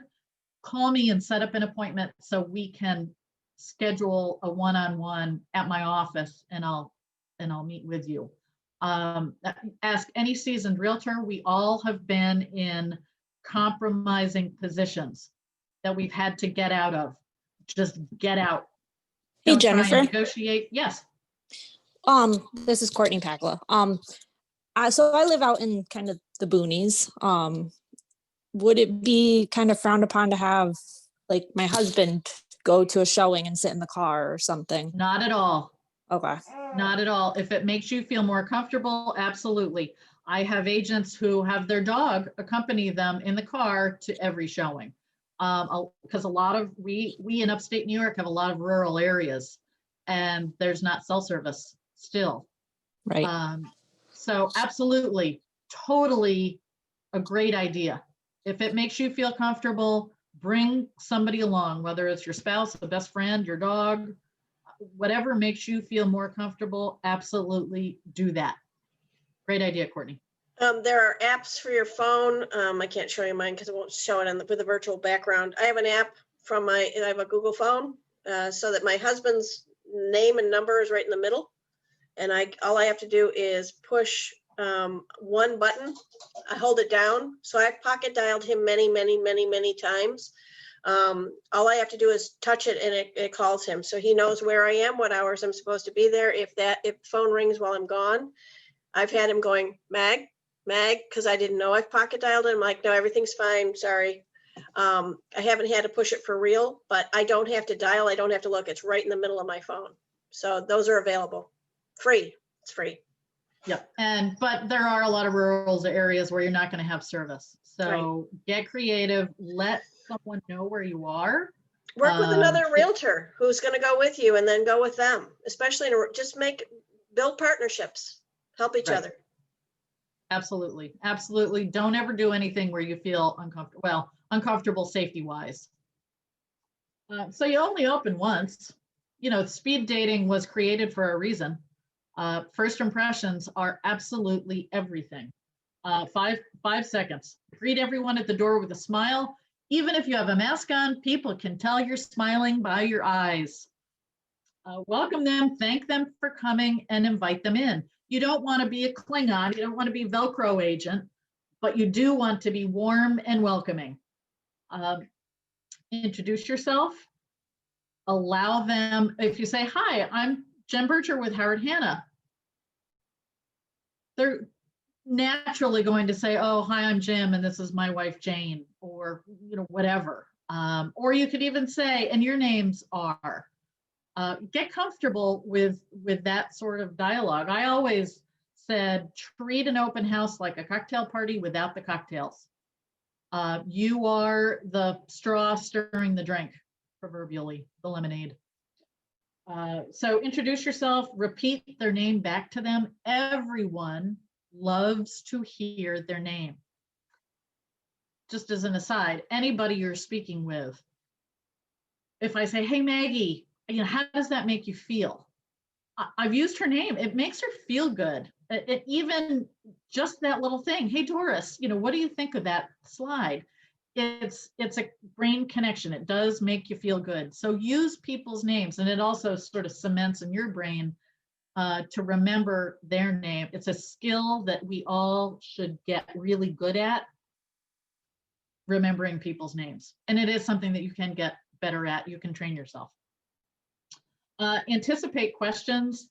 It's always great if you're asking questions to sometimes know the answers, at least about the home, but get people talking. My goal at open houses was always, back before COVID, was to try and get more than one group of people. If you've got 2 or 3 groups of people in a house, to try and get those people talking to each other and have you observe and interject when necessary. That was always my goal. You know, why are they selling? Where are they going? How long has it been on the market? Because those are questions that people are going to ask you as the host of the open house about this house that you're holding open. Always, always tell the truth. Don't lie. Don't lie. But it's also okay to say, I don't know, if you truly don't know. It's sort of irrelevant of where are they going. That's none of anybody's business. So you don't even necessarily need to ask the listing agent that. How much will they take? Let's make an offer and see where that goes. You need to have good responses to all of these questions. How much are the taxes? Let me show you. I've printed out the taxes from the last 3 years. How much are the utilities? You should have utility bills, or at least an average, from the homeowners, from the sellers. Trial close questions. Get comfortable with these. Remember, you are trying to only sell that house at an open house. So ask people, what do you think of the granite counters? How do you like the 3-car garage? How long have you been looking at houses? What's your time frame? Do you have a home to sell? Get very comfortable with getting a dialogue with these people to try and draw them out. You will become a master of who's ready to buy and who's not very quickly. And there's a lot of looky-loos, and that's okay. If somebody says, oh, I'm just a nosy neighbor, that's great. Perhaps you work with somebody who might be interested in this neighborhood. Just a thought, to put it in your head. Seek a decision before they leave. Does this property fit your needs? And again, I'm not going to read through all of this, but get comfortable with these dialogues. Practice with people in your house, practice in front of your dog, call up your best friend and role play with them. Call up me, call up Maggie, call up somebody else in your office, your manager. Use these dialogues, get comfortable, make them your own.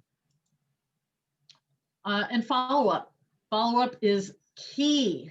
I'll tell you, there's an agent in my office who gets everybody's cell phone numbers and he texts everybody. He's a big texter. He said, I text everybody, thank you for coming to the open house. And he will text them every 3 weeks.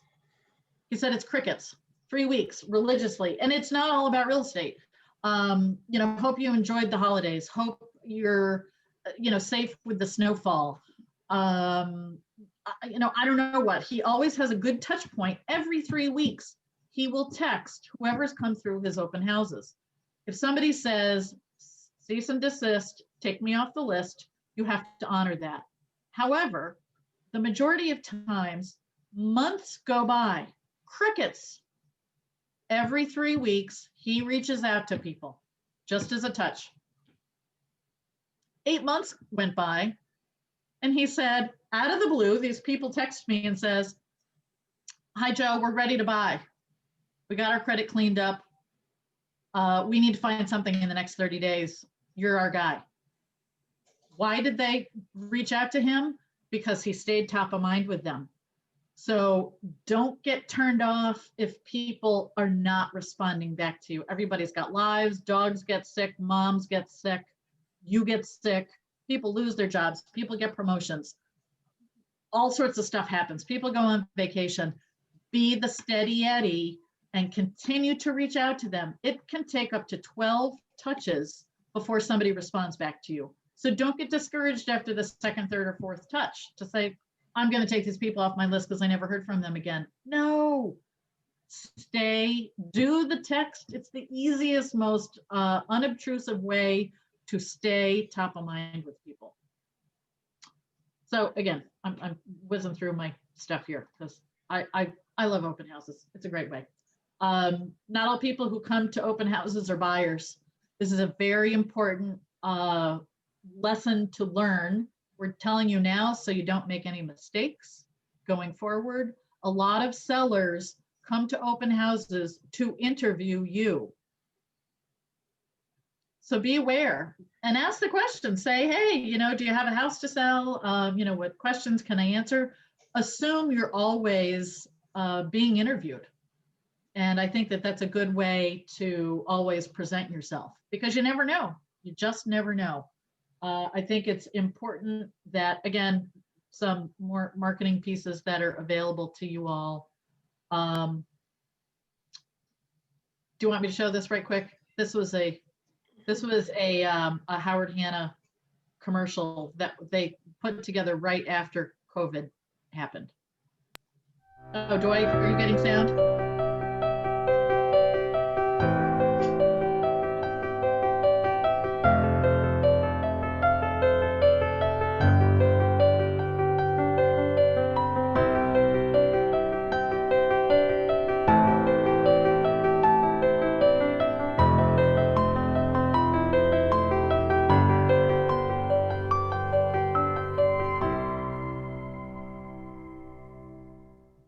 great little piece.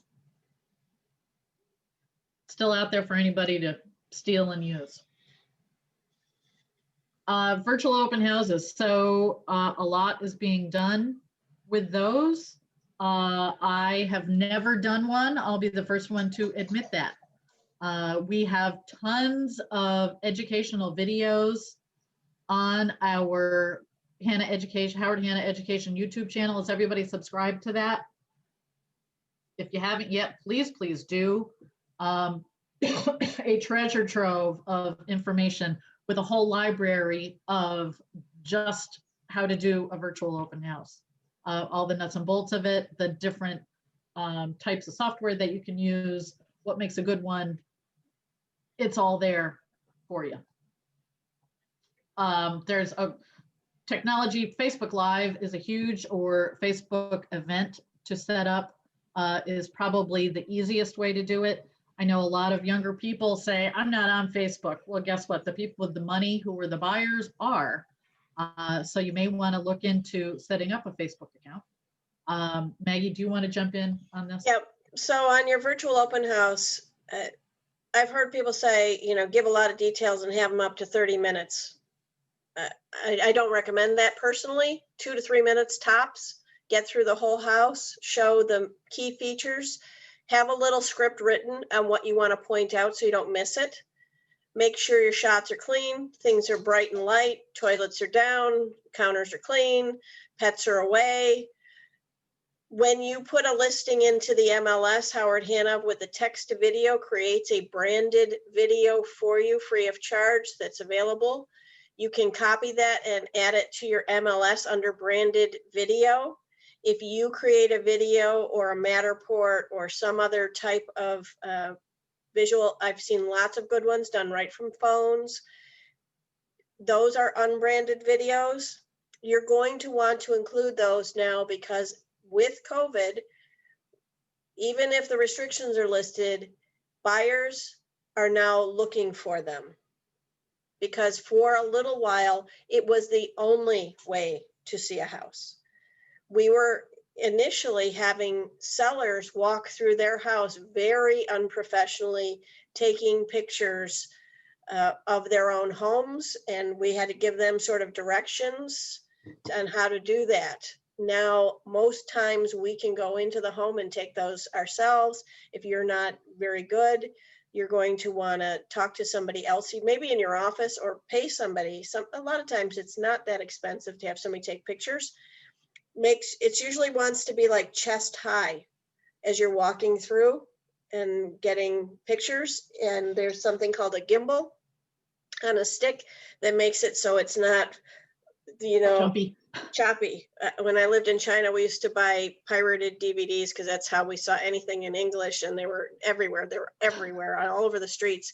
And sometimes, you'd see people standing up in the theater, and you could hear coughing and walking across taking the film. It was hysterical. Those were our favorites because they were so funny. You never knew what you were going to see.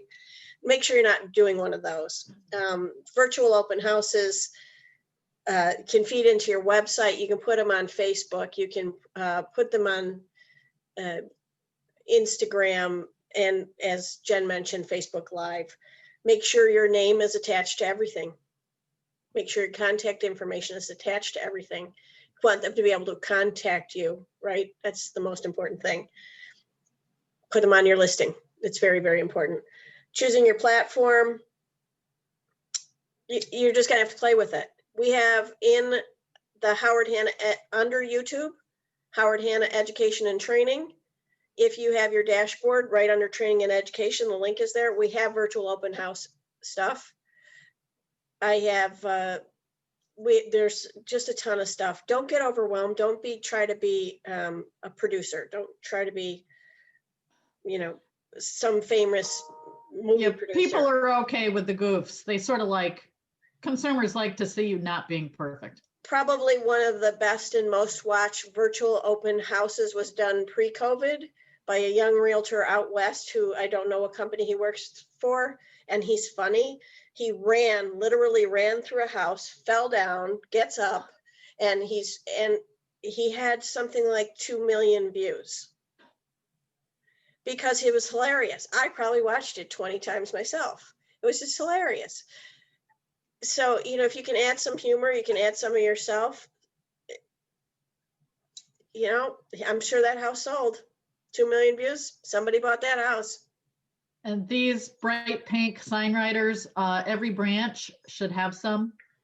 Ask your manager if this is something that you want to dive into once you start getting your own listings, because they are visually, they pop. Needless They to say, definitely they pop. are hot pink. Writers are cheap. They're like $6 a piece. Right. And again, this is open to close, which is a Spacio product. But as far as Howard Hanna is concerned, we have branded it open to close. So again, it's on your dashboard. Once you get access to that, please mess around with it.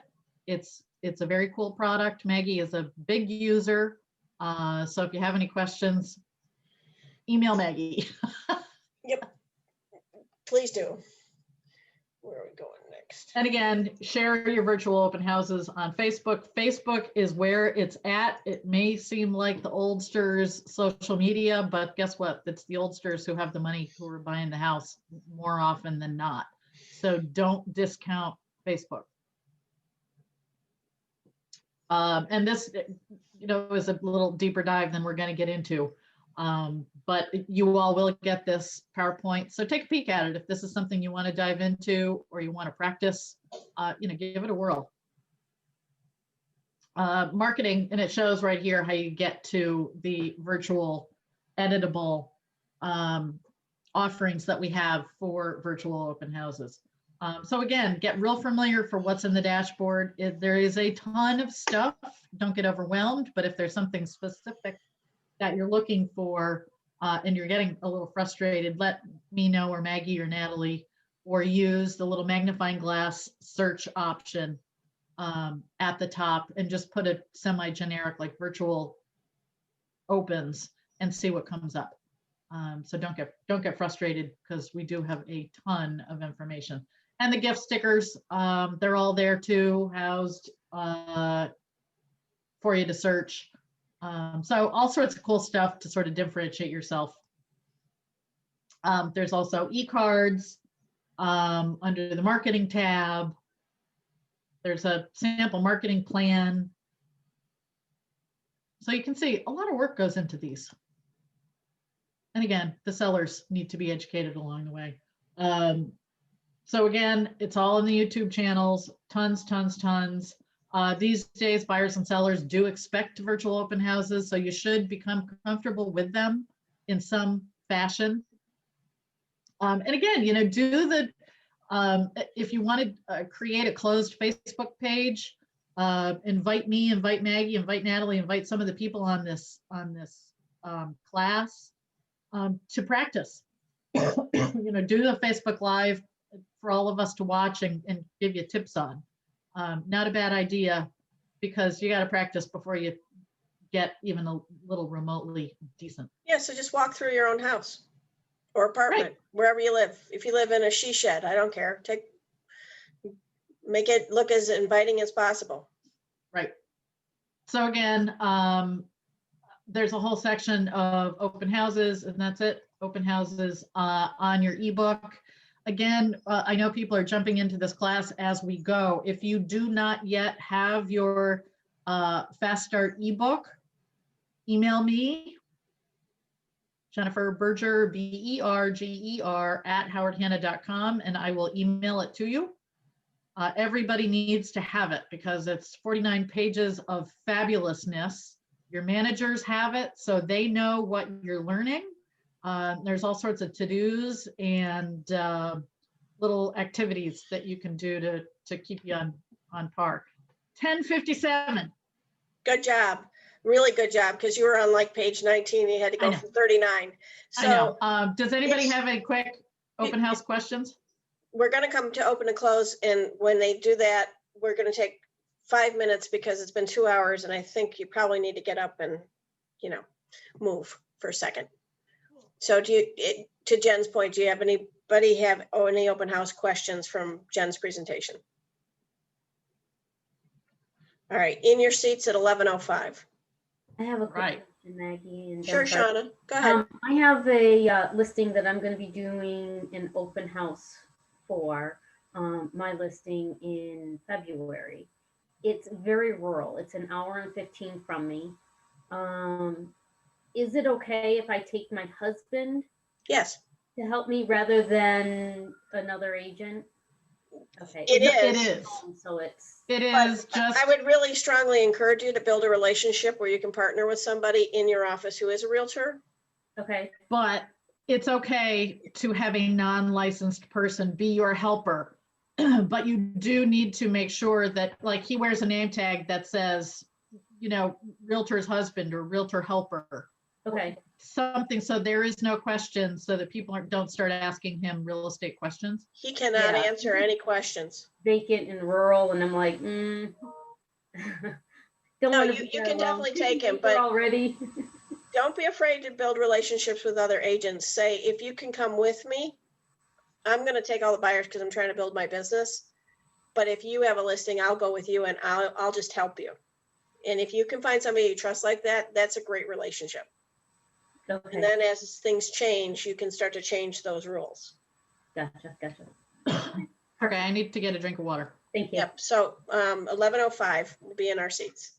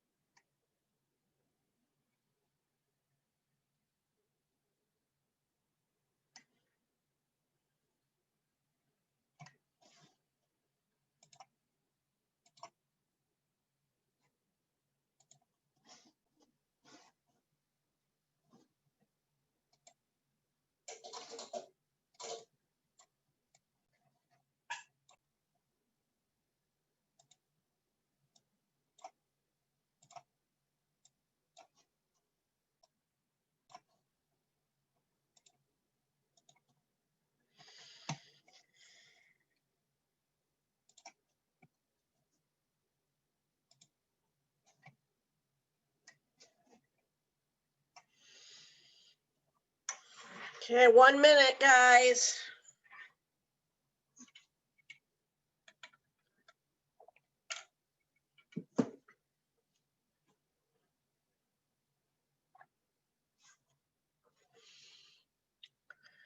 It's 11:05.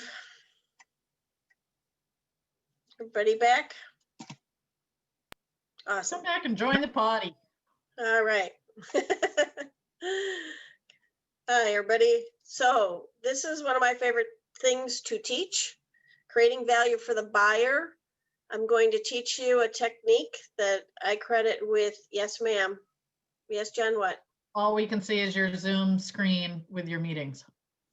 Huh.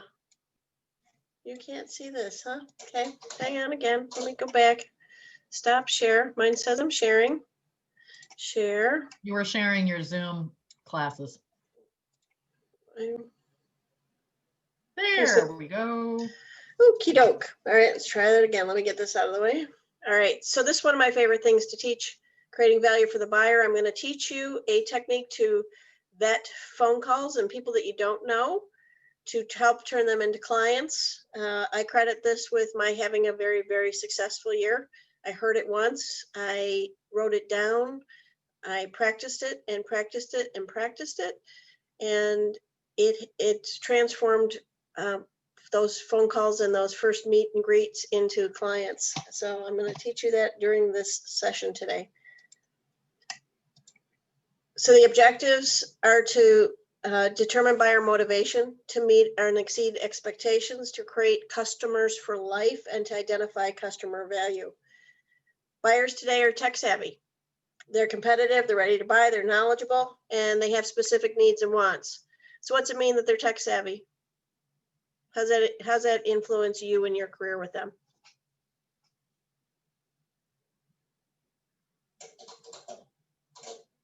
You know me, I'll wait. They have access to the same information you do almost? They have access to a lot of information. Some of it's good, some of it's not so good. But it influences their decisions. Who else? Yeah, you also need to know your way around the same technology so that they know that you're competent. Very good. Yes. They need to see that you have a level of competency. Yeah, perfect. Anybody else? So just because we live in an information age, is all the information we have good? Does everyone understand that the information that they have that they think is good and it isn't good? No. So they think that the information that they have, just because they have it, is good and valid information.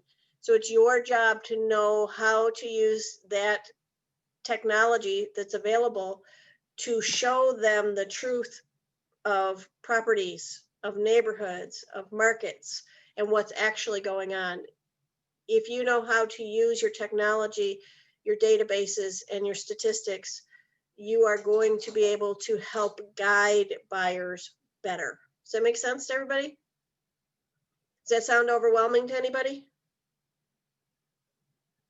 Really? You're all fibbing. It does sound overwhelming, and it's okay to have it that sounds overwhelming. It is a lot, but you can do it. What you can't do is do it tomorrow. You can't be an expert tomorrow, but every day you can take steps towards becoming an expert. Anybody know how long historically it takes to be a master at something? There's a number of hours assigned to a master of something. Like 10,000 hours or something like that. 10,000 hours to become a master. 5,000 hours to be a journeyman. You are an apprentice right now. Think of yourselves as on a journey to become a master. You're working towards 10,000 hours. Has anybody put 10,000 hours into any career and become a master at a career? Good. I see a couple hands. I was a master at massage therapy. It's 1,000 hours just to get my license. I was at my career for over 10 years. I took CE classes. I put in my 10,000 hours. I was a master massage therapist. There are very few people who are masters at something. Lots of us are jacks of all trade. We want you to become masters of real estate. We want you to stay in it long enough to become a master. Get rich in a niche. You're going to hear that more. Where do you find buyers? This is the number one question every real estate agent new in their career. Where do I find buyers and sellers? Where do I find business? It's your number one question, isn't it? Okay, now I've taken this big step. Now, how do I do business? Where's my business? Buyers are the easiest thing generally for new realtors. You want to have a balance, about a 50-50 split if you can, a little heavier on the listings, possibly 50-50 split. Sellers, where do you find buyers? Sellers buying their next home. Sphere of influence. How much closed business comes from your sphere of influence?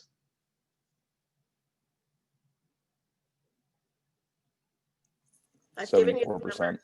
how much, Justin? 74%. That's right. Excellent. Neighborhoods, walking neighborhoods. So my listings, when I had listings, I walked my 5-5-10, except I've already told you I didn't walk 5-5-10. I walked 10-10-20. Why? How did that help me? Neighbors saw me. They saw me working. I got to know them by name.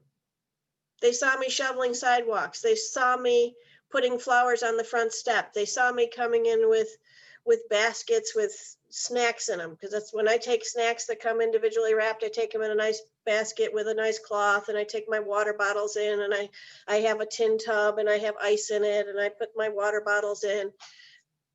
I have my balloons, I have my signs out, I have my riders out, I'm dropping by. And because I was a realtor who, I'm a 1%er, I was at every showing because they saw me showing up and showing up and showing up. Next door neighbors would say, I'm going to sell my house in 2 years. You're who I'm going to call. Why? Why did they come? They came from out of their houses. Why did they say they were going to call me? Because they saw you out in the community. They saw you out in the community. They saw me. They saw me working. They saw me working. They'd seen other houses in their neighborhoods go up for sale. They didn't see other realtors working as hard as I was working. That was my business. That's how I worked my business. How you work your business is up to you. It's probably going to look very different from mine. I didn't care if I did $20 million a year. I wanted to do, I have a certain number in my head that worked for me, that I felt I could manage, and I could deliver that level of service. And that number was okay with me. You may want a bigger number, in which case you wouldn't be able to do what I did. And that's okay, because you're the CEO of your business. You're the CEO of your life. You can make those decisions for you. What's most important to you? To me, the quality of the service that I offered was the most important thing. Networking, past customers, social media. Where else can you find buyers?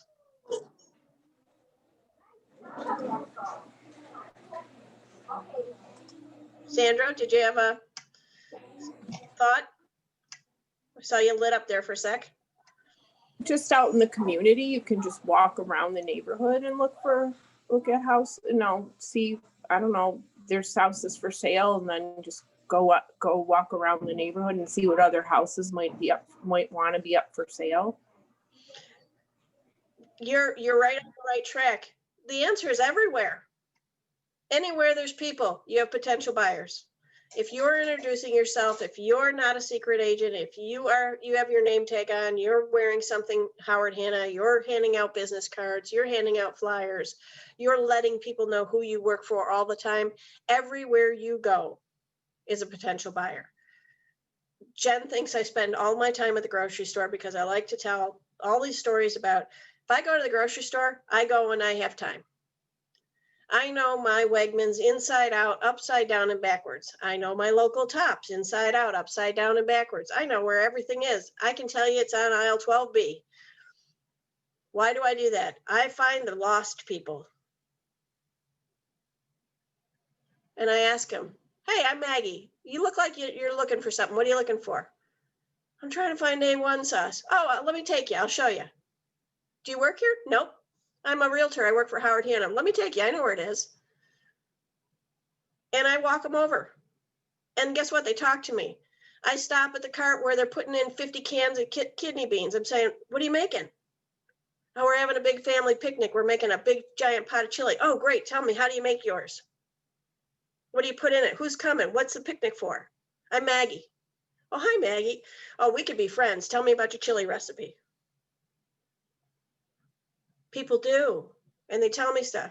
Stopped an Indian woman one day. She was looking at the dal beans and some curry sauces. And I said, oh, I love Indian cooking. What are you making? And she said, she says, oh, I don't cook. My mother does. And I said, oh, what's her favorite recipe? I said, I have one from a friend of mine, Davana Kavnakudi, who gave me her grandmother's recipe for chicken biryani. And she goes, oh, I love biryani. No, my mother's making a butter chicken. I was like, oh, I would love to watch her make it. I found out she lived on my street. She was going to invite me to the house to have mom show me how to make it. You can make friends anywhere in the world. You can make friends any place. Make sure people know who you are, what you're doing. Make sure you're stopping and starting conversations. Do I walk up and say, hey, I'm a realtor. Let me show you where the A1 sauce is? No. Oh, do you work here? That's usually the question I get at the grocery store. No, I'm a realtor, but I know the store. I love to cook. So I know where everything is. And I walk them around. Guess what? A lot of the employees know me. They're like, you ought to work here. You know where things are better than I do. This is what I'm going to teach you. This is what I think is really, really, really important. LP Mama. Location, price, motivation, agent, money or mortgage, appointment. Anytime you have a potential buyer or seller, and you're meeting them, either they've walked into your office, they've called on opportunity time, they've called you off of a sign, you've met them at an open house. What is my goal? Somebody tell me out loud, on mic, unmute. What's my goal? I met somebody, what's my goal? Let them know you're a realtor and try to get them. That's part of my plan, but what's my goal? Create the relationship. That's the start. The last A is my goal. My goal is to get an appointment. How do I do that? By letting them know I'm a realtor, by letting them know I'm the professional, by building a relationship, by building rapport. So Shauna and Tim, you're right, but our goal is to get an appointment. Will I win every appointment and turn everybody into a client? But I have no chance of turning them into a client if I don't get an appointment. You want to increase your odds of turning a potential client into a client, you got to have an appointment. Does that make sense? All right, so this is how we're going to do it. Chickens. I'll do it, Maggie. All right, it's Helen, right? This is Jamie. Okay, I was confused by your yes. Okay. Ring, ring. Hi, this is Maggie at Howard Hanna. How are you? Hi, Maggie. My name is Jamie, and I am in front of your listing here on 123 Broadway Avenue, and I wanted to have a look. Okay, great. And so, Jamie, what's your last name? Jensen. Is that S-E-N? It is, yeah. Glad Oh, you got terrific. that Thanks. right. So, pardon? Oh. Nobody ever gets that right. Thanks. Well, there's a big horse farm near me called Jensen Farms, and I pass it every day, and that's how they spell it. So I guess that's why it's ingrained. So this house is in Pittsford, New York. Is that the area you're looking for? Yeah, that's the area I'm looking for. Are you only looking in Pittsford, or are you looking at anything around it? No, just that area. I've got a job in that area that starts soon, so I'm looking for a house there. Okay, you're starting a job, is that what you said? Mm-hmm. Congratulations. Where are you working? Pittsburgh, something or other. Okay, great. Well, that's fantastic. It's always fun to start a new adventure, and now you're going to be adding a house to it. So what's the price range you're looking at, Jamie? Do you know? Yeah, I really don't want to go above 300,000. You know, that's sort of my where I, That's your cap. Have you talked to a loan officer? yeah, I'm pre-approved at 300,000 or below. Okay, great. Who's your loan officer? My loan officer is Bradley Cooper. Okay. Oh, really? He's so good looking. Yes. That's awesome. That's great. And so you're pre-approved. You've got a budget. Are you working with an agent right now? I'm not working with an agent currently. I've just started looking. You know, I saw this pop up and I thought, oh my gosh, this would be perfect, but I haven't found an agent yet. Okay. And your motivation is the move. When do you start your new job? I start my new job in 6 to 8 months. You know, I can go remote for the beginning, but I need to probably, you know, be there within 8 months. Okay, great. Well, that's great because it gives you a lot of time to find the right house. Now, could you go earlier if you needed to? If we found a house tomorrow, would you be able to move in 60 days? Yeah, absolutely. I'm in a rental right now, so month to month, so I can get out pretty quickly. Oh, perfect. Rental month to month. Are you local or are you, how far away do you live right now? So I live only about 45 minutes away, but I don't want to commute once it comes time to have to go into the office. Okay, so for looking for houses, so if you came in, you'd want to look at a bunch of houses. Yeah, all yeah, on the same day, save you some time. but I'd like to, you know, come in a couple of weekends and get everything done. Okay, great, great. Is there anyone else who's involved in the sale? Do you have a spouse or a significant I have other? a spouse and a child. Spouse and a child, okay. Because we'd certainly want them to see the house, any houses you're looking at to make sure that it's the right one. Is there anybody else that would be involved in the decision? You know, I happen to have a mother who is a contractor, so I'd probably bring her along as well. Oh, great. What's your mom's name? Sue Cosentini. Sue Cosentini. And what's your husband's name? David Leonardo, David. actually. David. And how old's your child? 2.5. So she would be in elementary schools. You know, we want to look for a good school. And what's her name? Sophia. Oh, I love that name. Love it. And 2.5 is my favorite age human. It's the best. They're so curious about everything. They're so curious. I just love them. They really are. So here's what I think we should do, Jamie. You've already got your pre-approval. What I'd love to do is to meet with you and David and your mom, if you want, to talk about your wants and needs. So we can set up some listings to go look at, so we can make sure we're finding the right house as quickly as possible, so we can get you moved into the right house, and so that we can get you in the area that you need to be in. How does that sound? That sounds great. All right, so what I'd love to do is set an appointment with you. Now, are you in town right now, or will you be in town on Friday or Saturday? I'm in town now, driving around, looking at, you know, houses for sale, kind of checking out the area, seeing where I want to live, meeting with principals. So I could meet with you today, or we can set up a weekend time for everybody to be there. Today would be great. What about 2 o'clock? That sounds good. I can do that. Perfect. All right. So my office is located at XYZ Street, or I can meet you closer to the house at my one of my other branches. Which would be more convenient for you? Well, why don't we meet at a branch closer and hopefully get into this house today, since I'm here. Okay, great. Since you have the pre-approval, I will give Bradley a call, and I will get that pre-approval sent over so that if we write a contract, we're all ready to go. Is that okay with you? Yes. All right, so I'll copy you in. So I'm going to send an email to him, and I'm going to call him. So what is your email so I can confirm our appointments? It's jamiejensen@gmail.com.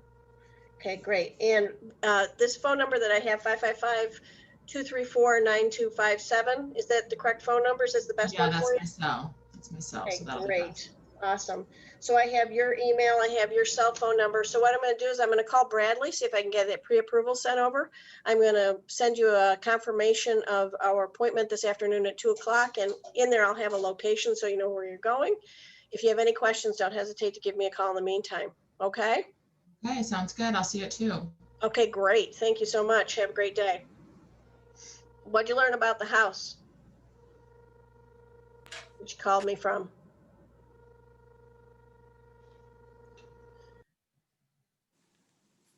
Nothing, right? She didn't learn anything about the house. What Okay. did she, who got all the information? You did. You did. So this works really well. If you have somebody who's in a big hurry, you got to try to switch them over. Doris had a realtor that knows and has known for a long time. It's very hard to switch people off of somebody that they're very close to because of why? What's the thing that she's got with them? History and trust. Relationship. And it's hard to overcome. Sometimes you can. It's not usually worth your time. So let them go. Move on. It's okay. Jamie's interested in moving. She found a house that sparked her interest. LP Mama, I learned her husband's name, her mother's name, her daughter's name and age. I learned what neighborhood she wanted to be in. I know who her banker is. I know what her price point is. I know she's in a rental. I know she's needs to move in 6 to 8 months. I know she can move right away if she needs to. I know her phone number and I know her email address. So with LP Mama comes PEN, pen, phone, email, name. Make sure you're confirming all of those. So what happens with most realtors on their first time with a buyer call is they say, oh, it's a 4-bedroom, 2-bath, and it's listed at $225. Person on the other end of your phone goes, click.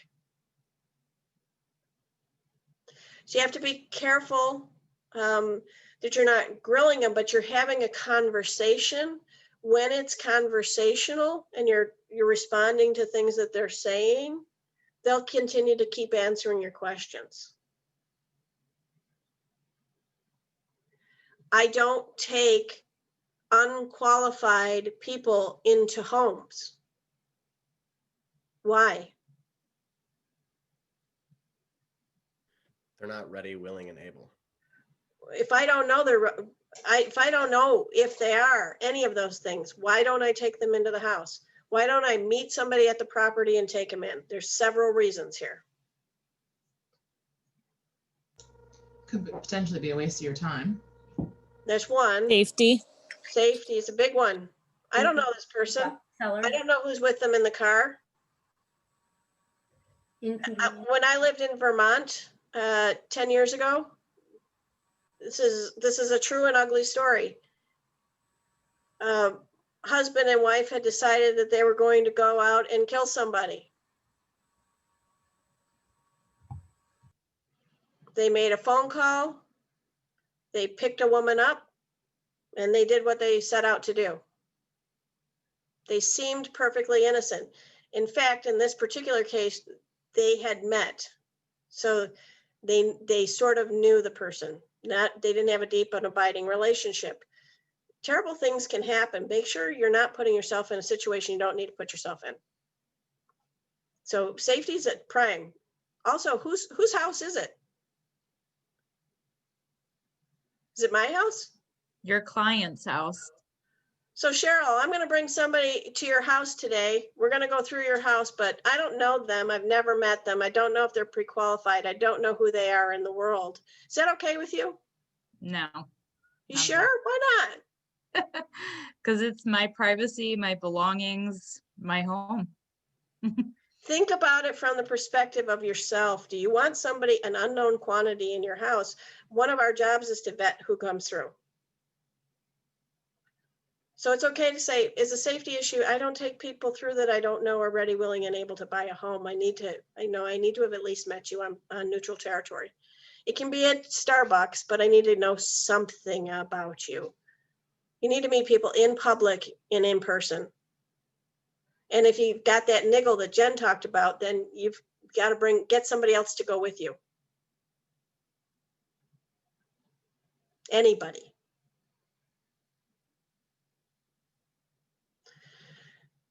So there's lots of issues here. You got to make sure they're ready, willing, and able.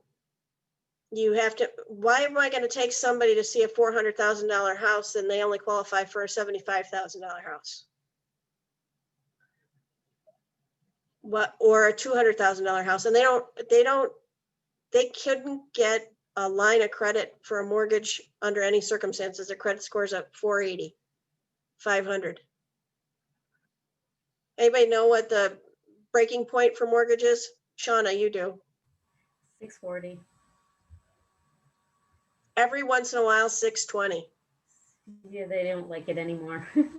They don't. But every now and again, you can, through a portfolio loan, through some smaller banks, you can occasionally get 620. Yeah. That's about it. That's about the bottom of the barrel. And by the way, they're not at that 3% or in that 3% area. Those are much, much higher loans. So it gets harder and harder because it's the worse your credit score, the higher your interest rate, right? Because there's a bigger risk. So this works. Does it work 100% of the time? Nothing works 100% of the time. So you're going to have to read every situation. But first, you're going to want to make sure you're meeting people in a neutral, professional environment. You're going to want to make sure you're getting all the information. Are they working with an agent? Don't work with other people's clients. You can ask. I asked Doris, is it okay if I interview for the opportunity to be your agent? She says, no, I'm going to work with my friend. That's the end. Okay. And that's acceptable. That's an acceptable answer. Did I say anything negative about her friend? Did I say anything positive about her friend? I did. Only if you know them. If you don't know them, you don't know them. If you do know them and you can say anything positive, say something positive. I have often said about realtors from every company, oh, I love Lydia. She's great to work with. She's terrific. How's that hurt me? It doesn't bring you down to talk well of somebody else. In fact, it brings you up. It's okay to talk well of somebody else. You're never gonna lose business because you spoke well of someone else. Never ever. So it works. Information is power. First impressions. Congratulations, you got the appointment. All right, be punctual. Does punctual mean you're there? I've got a 2 o'clock with Jamie. Am I gonna meet Jamie? Am I gonna be at the office at 2 o'clock? When will I be there, Angela? Oh, earlier. 1:45. At the latest. Because I want to be set up and ready for this appointment. So I want to be there. I want to have a space that I can meet them in. So I will have called my admin and say, hey, I got an appointment at 2 o'clock. Can I get the conference room? I'm going to want some paperwork. I'm going to want some things on the listing they called me about. I'm going to want to have pulled some comps based on the listing. I'm going to want to see if there's any other houses in the neighborhood that might fit their needs. And I may look in a broader price range because maybe once we get them pre-qualified, they're lower or they're higher. So I may want to choose some options. How's that look when they come in? I'm ready. I look good. I'm dressed. I'm on time. I have some information. How's that look to them? Professional. Where if I'm flying in at the last minute and say, oh, sorry, I'm just getting here. Let me get some, oh, do you want some coffee? Oh, I got to go to the restroom. I'll be right back. Let me put my stuff down. Oh, geez, where is that? What house was it you were interested in? How's that look? You set the tone for your entire relationship in those first few seconds. What tone do you want to set? By the way, when you're booking appointments, when you're making appointments, don't put things tight up against each other. Clients can take more time than you think they're going to take. Driving can take more time than you think it's going to take. Getting into the office and getting from the front door to the conference room can take longer than you think it's going to take because somebody's like, oh, Maggie, I'm glad you're here. I got a question. Can you help me with this? Can you help me with that? I got a question. Can you, this came in, do you know what to do with it? Oh, I had a call. It can take you 20 minutes to get from the door to the conference room. Hi, I haven't seen you in a while. Cheryl, how are you? Allow time, build in time.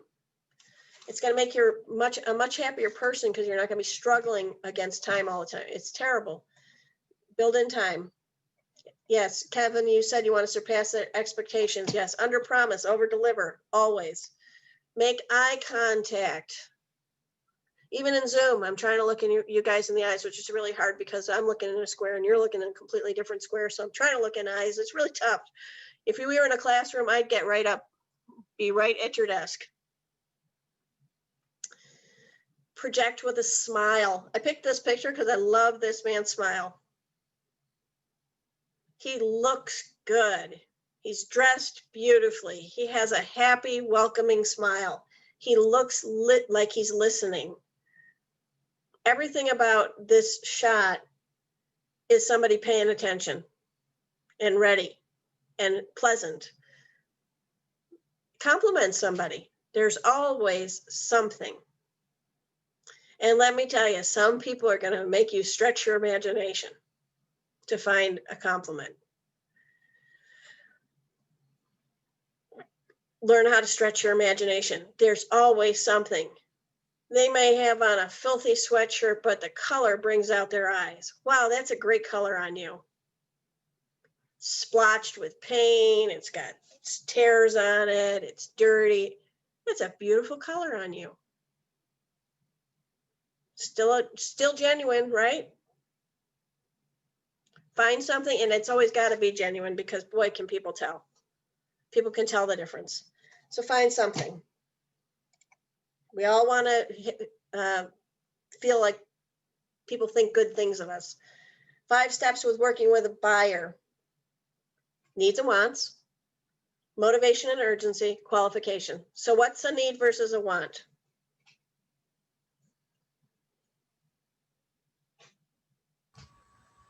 Shauna? I need a 4-bedroom, but I want granite countertops. Right. So Shauna, do you have 4 different people that are, or are you using one of those bedrooms as a den or an office or a playroom space? I have 4 children, 2 of whom will share, and then me and Okay. myself. So what if we found a giant room where you could put all the kids? Would that work? The ages of the kids, I didn't want to put the teenagers with the younger ones, and I have a boy and a girl teenager. Okay. So we really need to have some room, and the 2 younger siblings can work to, the 2 youngers are girls and they can sleep together, but we didn't want to mix. So ask some questions because some people will tell you they want a 4-bedroom. What they really need is a 2-bedroom, a guest room for mom, and a den. And so you may be able to use other space in the house to accomplish that.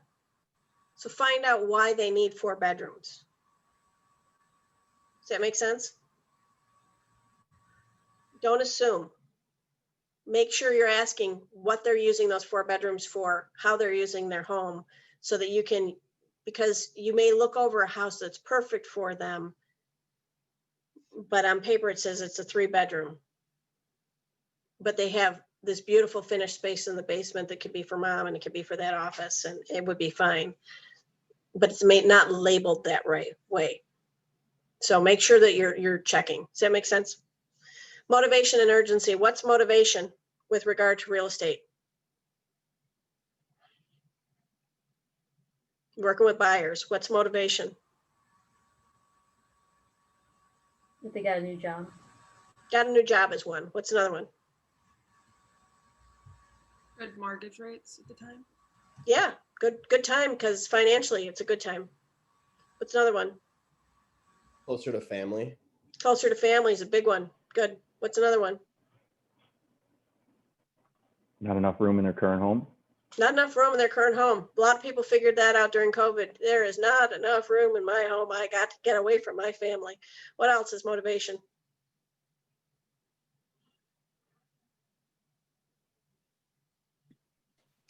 School system. School system. Yes, Marnie. Yep, absolutely. Sometimes you might have a child with special needs to go to a different district because that district does better with that special need, whether it's gifted or autistic or whatever it is. Sometimes it's a sports program. Sometimes it's a music program. Sometimes it's a theater program. Sometimes it's a science program. Sometimes it's a magnet school. That's great. Sometimes parents are also going to school, college, community college, or four-year college, or getting their PhD, and it's closer to their work and their home, and they need to be closer to, so that they have a smaller commute in every direction. Does that make sense? What's another motivation? An aging population and mobility issues. Yes, great. What's another one? Has COVID come up a lot? It's come up. A lot? I don't know. But a little bit, yeah. What's another motivation? Could there be just a really nice, better house that you have always wanted and you're financially ready to move? Yeah. How about change in family size? Maybe taxes are going up in the area they're in. and they Maybe the want- taxes are going up. So financial repercussions. Maybe their job changed and they're not making as much money. Maybe one of this, if it's a couple, maybe one of them lost their job during COVID and they can't afford their house anymore. Maybe divorce, maybe marriage, maybe adopting. I have a friend who, when I was a massage therapist, when I met her, she had no children. 3 months later, she had 5 children. She had adopted, was in the adoption system to adopt a child.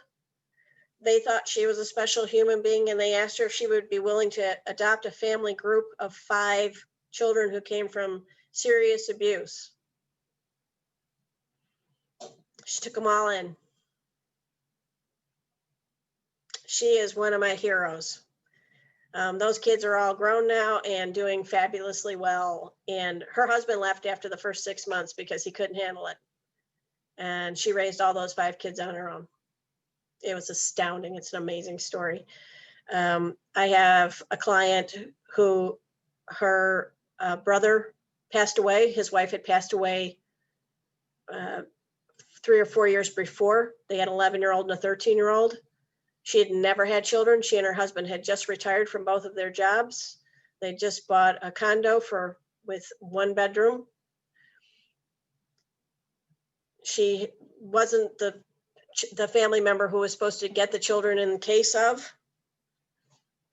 She got both of these preteens. They sold their condo and moved into the family home the girls grew up in, and she was suddenly a family of 4. People's lives change on a dime, with no notice. As you go through life, you'll hear these stories. It's incredible. Last week, I met a woman. She's a quint. Her mother's 24. They were natural quints, no IVF. She had a picture on the wall of these 5 little babies in this giant crib, and I said, "Who are these quints?" I said, "They're quints, right?" And she said, "Yeah, it's me. I'm one of them. Yes, I'm a quint." So her mother at 24 didn't know she was going to have 5 babies overnight. Things happen to people. So it's lots of reasons for motivation and urgency. So the families where their family size changed suddenly and overnight, it was pretty urgent that they get a new house right away. The next thing is the qualifications. I frequently have my loan officer meet me at the appointment to qualify my people right then and there. Make sure you have enough loan officers that you can do that. If you can't get one, you're going to get another one. Hey, I have an appointment at 2:00. Can you meet us at my office and help me get somebody pre-qualified? If not, I'm going to at least turn them over to the online presence. Get them especially in a seller's market. You need to get them pre-approved and pre-qualified as quickly as possible, because you don't want to be writing contracts when you don't have that. A lot of agents won't even accept them. Sorry. If you're taking notes on someone that you're working with, where do you recommend keeping those? You know what I'm asking? Like, you might jot them down, but where would you? Once I start working with a client, it's an excellent question, Elizabeth. I have a folder for them, and everything goes into their folder. And what I do also is, and this is me, on the front of the folder, in the top right corner, I put all my clients' information, their name, their phone number, their email address, the spouse's name, phone number, email address, their attorney, the name, email, and the paralegal's name and the email address, and the loan officer. On the left-hand side, I do all the other sides. So I don't even have to open the folder for that stuff. Then I start putting things in, and I keep them in the same order all the time, so I know right where it is. And then I guard that folder with my life. I never leave it in a car unattended or unlocked. It goes in a briefcase, and that briefcase goes with me. What's the difference between a need and a want? A need is something you have to have. It's a deal breaker if they don't get it. A want is something they would love to have, but it's not a deal breaker. Do wants change to needs? Do needs change to wants? All the time. So your initial interview, there's a reason we say initial interview. You're going to have one interview. You're going to have another interview every time you're together, because now that you've been looking at houses either online or in person or both, guess what? They're going to say, you know what? I thought I had to have this, but I don't. But I think I have to have that, which I didn't realize. But now that I see it, I really want, this is really important to me. I realize this is really important. As they're looking, they start to hone in on it. Anybody ever go look for an outfit for a special occasion and you have something in mind, but you can't find that, and then you see something, go, that's it. That's what I want. And it's nothing like what you envisioned, but it's perfect. That happens with houses. Understand the difference between needs and wants. So if I have a couple, are their needs and wants exactly the same?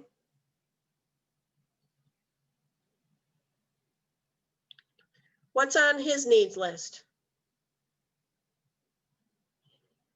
It might be, I'm a painter. I got to have a room with a lot of light to paint in. She might say, I love woodworking. I got to have a garage space and a workbench.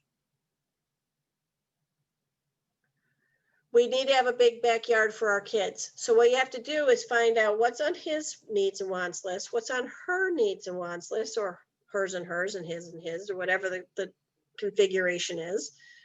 You have more than one buyer, get them to do their lists independently and then bring them together and say, okay, let's look and see what we have that's the same and let's see what's different. And then let's talk about what's most important when we put those lists together. There's a great video in Ninja under Hannah Yu about this needs and wants. And I think it's on the last page with the, on the activities page. You got to get them on the same page. Because if you don't get the couple on the same page, you're never going to find the house. Guess what? They're not always great at communicating to each other.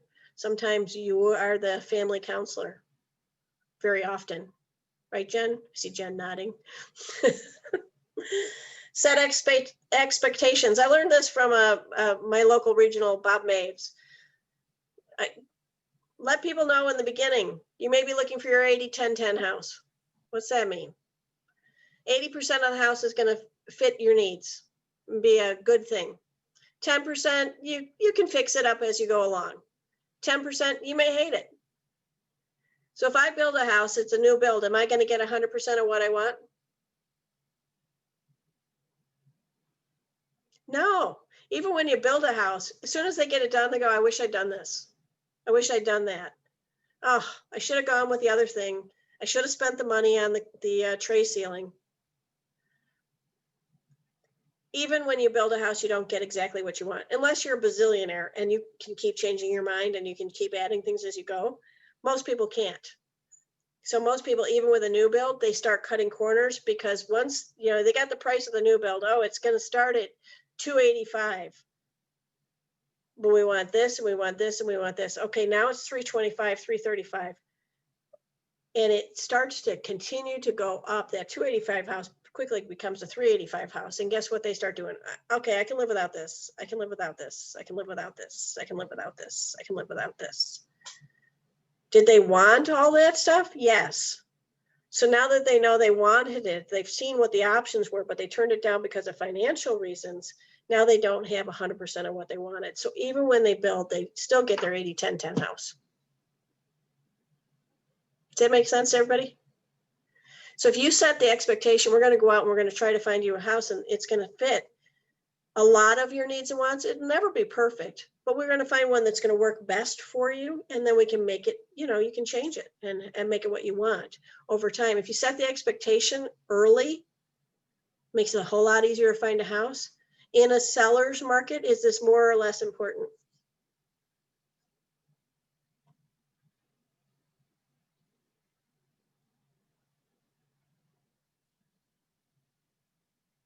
I'm waiting. Less important? In a seller's market, it is more important. Do you know why? Come on, take a stab at it. Because they're going to have less options and leverage as buyers, and they need to know what their priorities are and maybe what aren't such big priorities as they're looking. Yeah, in fact, in the seller's market or strong seller's market, this might be a 70-15-15 list. Or a 70, you're going to get what you want. If I go to a shoe store and they've got 1,000 pairs of shoes, and then next week I go in the same shoe store's only got 100 pair of shoes, there's fewer shoes to choose from, but I got to have a pair of shoes. I'm going to have less to choose from. In a seller's market, there's less inventory. So there are fewer options. So yeah. So it's more important that you set that expectation. It's a seller's market. It's a buyer's market. Boy, we have our choice. We have lots and lots of inventory. In a buyer's market, you can wait for that special house. In a seller's market, if you're highly motivated to move, you're going to be making some concessions, not financial ones. I'm talking about emotional concessions. You're going to give up some things to get a house, period. Wants and needs change. So just keep that in mind. What factors influence buyers? Location. Location. Why is location important? Well, if they want to be in the city, if they want to be in a rural area, suburbs, if they want to be in a certain school district, close to family, close to their job. Right, all of that. Okay, what else? What influences people? Their finances. Finances, what else?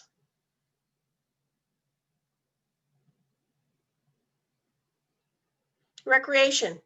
They play tennis every day. They want to be near a place that's got big tennis courts that's available to them. They want to play every day.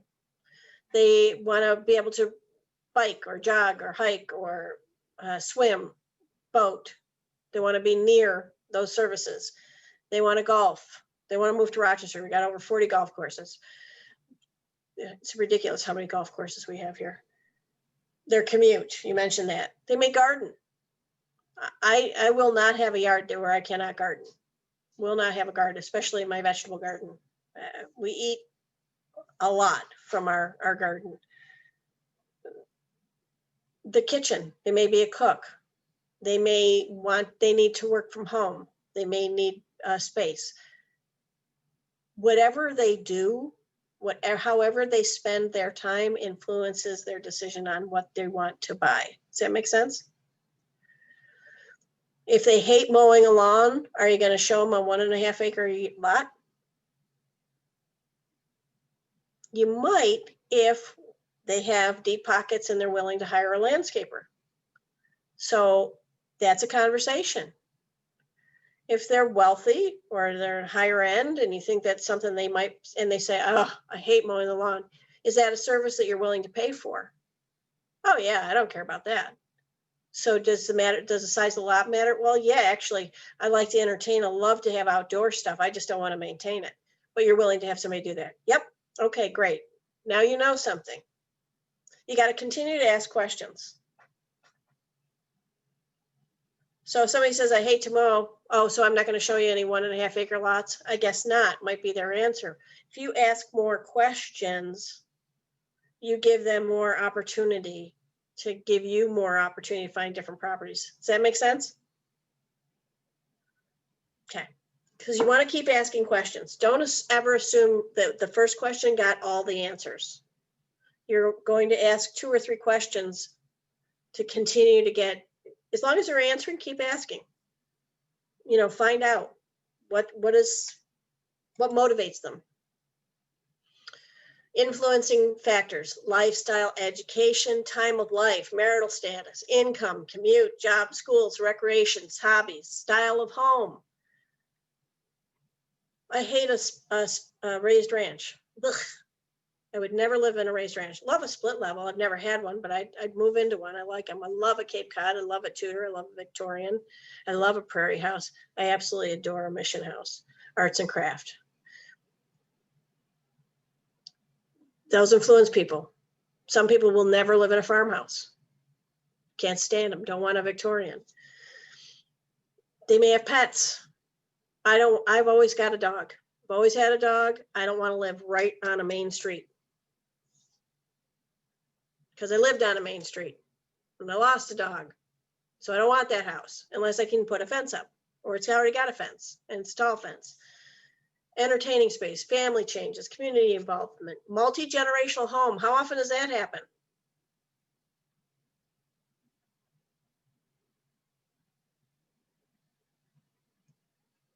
How often does a multi-generational home happen? Is that a lot, a little?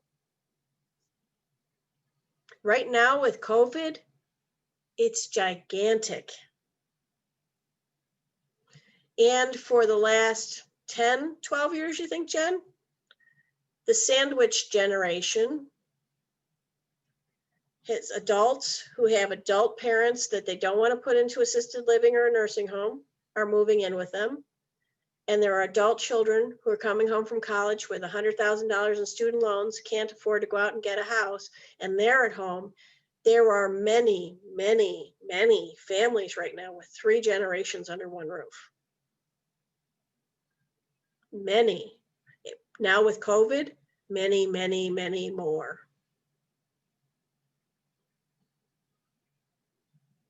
So keep that in mind. Is that something that you're going to come up against? Probably at least one in the next couple of years. So you're going to have to look at space and how can people use it so it would be equitable. You know, there aren't a lot of in-law homes. They're expensive to build, but there are possibilities. So you need to keep your, you know, be thinking about multi-generational. That can be a big thing. Size of family. Families grow in size. Sometimes families go down in size. Relocation, moving in or out of the area, usually because of jobs, sometimes because of family. If you ask Jen, it could be because of weather.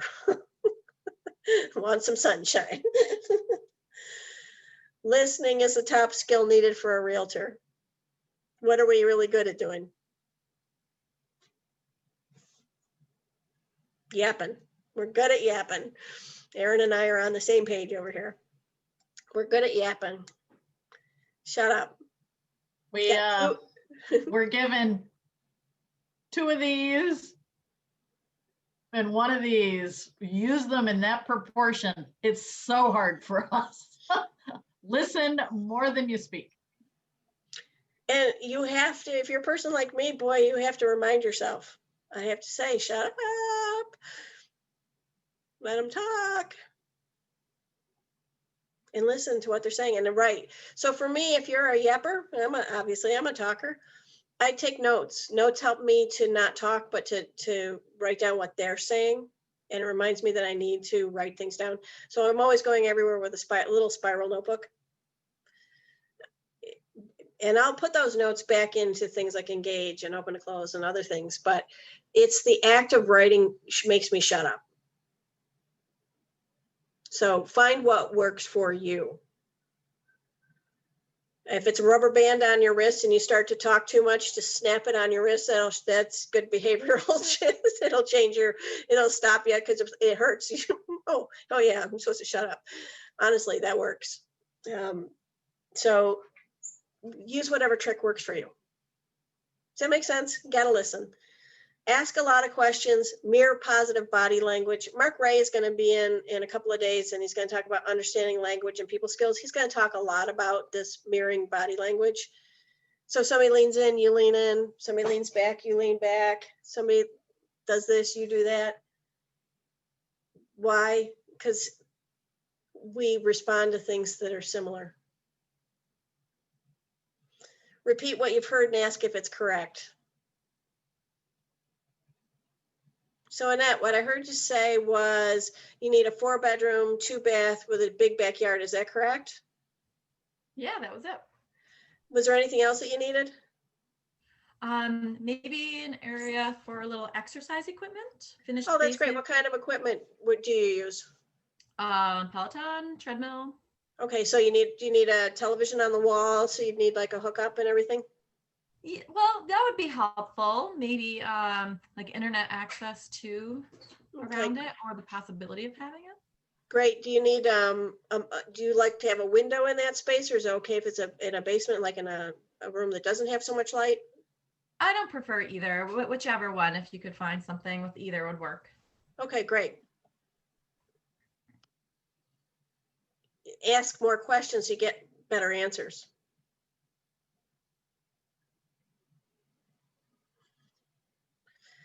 And again, this is something that you should role play with people, because you need to become a master question asker.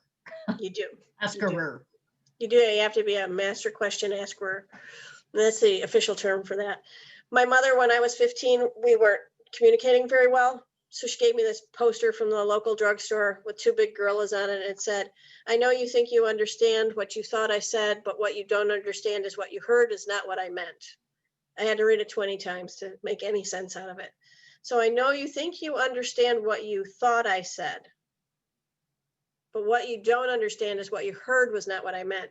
Sometimes we have a preconceived notion of what someone is going to say, and we're unable to hear what they're saying because of what we're already thinking. Does that make sense to anyone? This happens with clients. You think you know where they're going, and so you are already thinking, and you're not actually hearing what they're saying. How do we clear that up? By asking questions and asking if it's correct. This is what I heard. Is that what you meant? This is what I heard. Is that what you meant? Okay, I'm not getting it. Can you say it again in another way so that maybe I can get it? Because I would pull out my Chinese and say, because wosha bundan, I am a half egg, which means I got half a brain. I'm not very smart. So, help me to understand this better. Some questions lead to more questions. She said she wanted a Peloton. So I said, would you want to have a television? Why did I ask her that with a Peloton? She didn't say an exercise bike. She said a Peloton. It already comes with a screen. Well, and a lot of times people have the screen on the wall and they're in they want to have a bigger screen on the wall. Now, if she said she had an exercise bike, I still might ask her, because we're not in 1965 where an exercise bike is that, little thing on a stand anymore. It's, it's gone to a new level. Why did I ask her what type of exercise equipment she used? The size of the room. Size of the room. She's got a big Bowflex. She's got a weight set. She has a mat for her yoga. She can do anywhere, but she wants to do it privately. I need to know what does she need to accommodate? To ask. So questions lead to other questions. I love to cook. So what do you like? Do you like a galley kitchen? Do you like to work in an L-shaped kitchen? Do you like a U-shaped kitchen? How much space do you need? How much counter space? What kind of cooking do you do? Oh, I'm a baker. Why is a baker different than other kinds of cooking? Other kinds of cooking, you might need a vented range hood that a lot of houses don't have for real, like vented to the outside. That's a big consideration for people who are big cooks, not necessarily bakers. Bakers, you need space to roll stuff out. And for racks and for trays and all that other stuff. So ask more questions. Be patient through this process. Don't rush it. Getting their wants and needs right is really, really going to help you to address what they do need and help them get what they want. And if you don't, guess who they come back on and say, they really weren't listening to me, and I'm really unhappy with my house because of my realtor. It's not a reputation you want. Be patient. Building value for the buyers, personalized service, product knowledge, company programs, skills at negotiation, being the local expert, one-stop shopping, professionalism, and communication. These are buzzwords when they're written this way. They should not be buzz actions. So what is your personalized service? You all need to have a personal value statement for buyers and for sellers.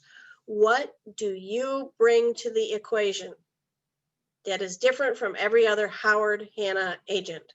What are you personally going to do? What level of service do you provide that is different than your peers? Why choose you? Get it down to a couple of sentences so you can spit it out.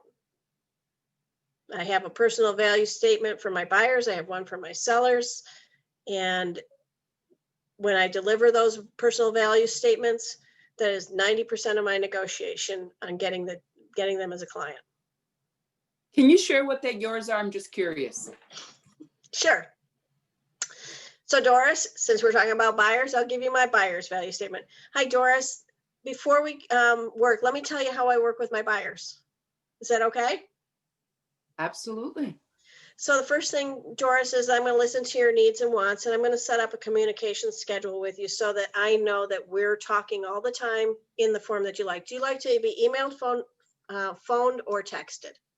I prefer phone. Great, me too. So, and anytime we have a problem, regardless of the way you like to be communicated to, I would always want to talk to you on the phone or in person so that I know we're understanding each other. I'm going to go with you to every showing. I'm going to accompany you to open houses. I'm going to make sure you understand the purchase offer. I'm going to negotiate for you. What that means is I'm going to be confidential, and I'm not going to disclose anything that's, on your side, but I am going to negotiate with you to get you the best price. And to do that, I'm going to do a CMA on any property, which is a comparative market analysis on any property that we're going to go look at, so you know that it's fair market value. Also, what I do want you to know is it's really important to me that if I'm not doing something right, you're going to come back to me. You're going to let me know that I'm not fulfilling some expectation. Can I ask you to do that? Yes, and I appreciate your honesty and openness. Thank you. You're welcome. However, if you came back to me and I still didn't answer that, this is my manager's business card, and I'd want you to give her a call. 100% honesty, she's never received that call, and I don't want you to be the first person to call her, but I really would want you to call her so that I can make sure we can adjust and correct so that we get what you need, because it's not about me, it's about you.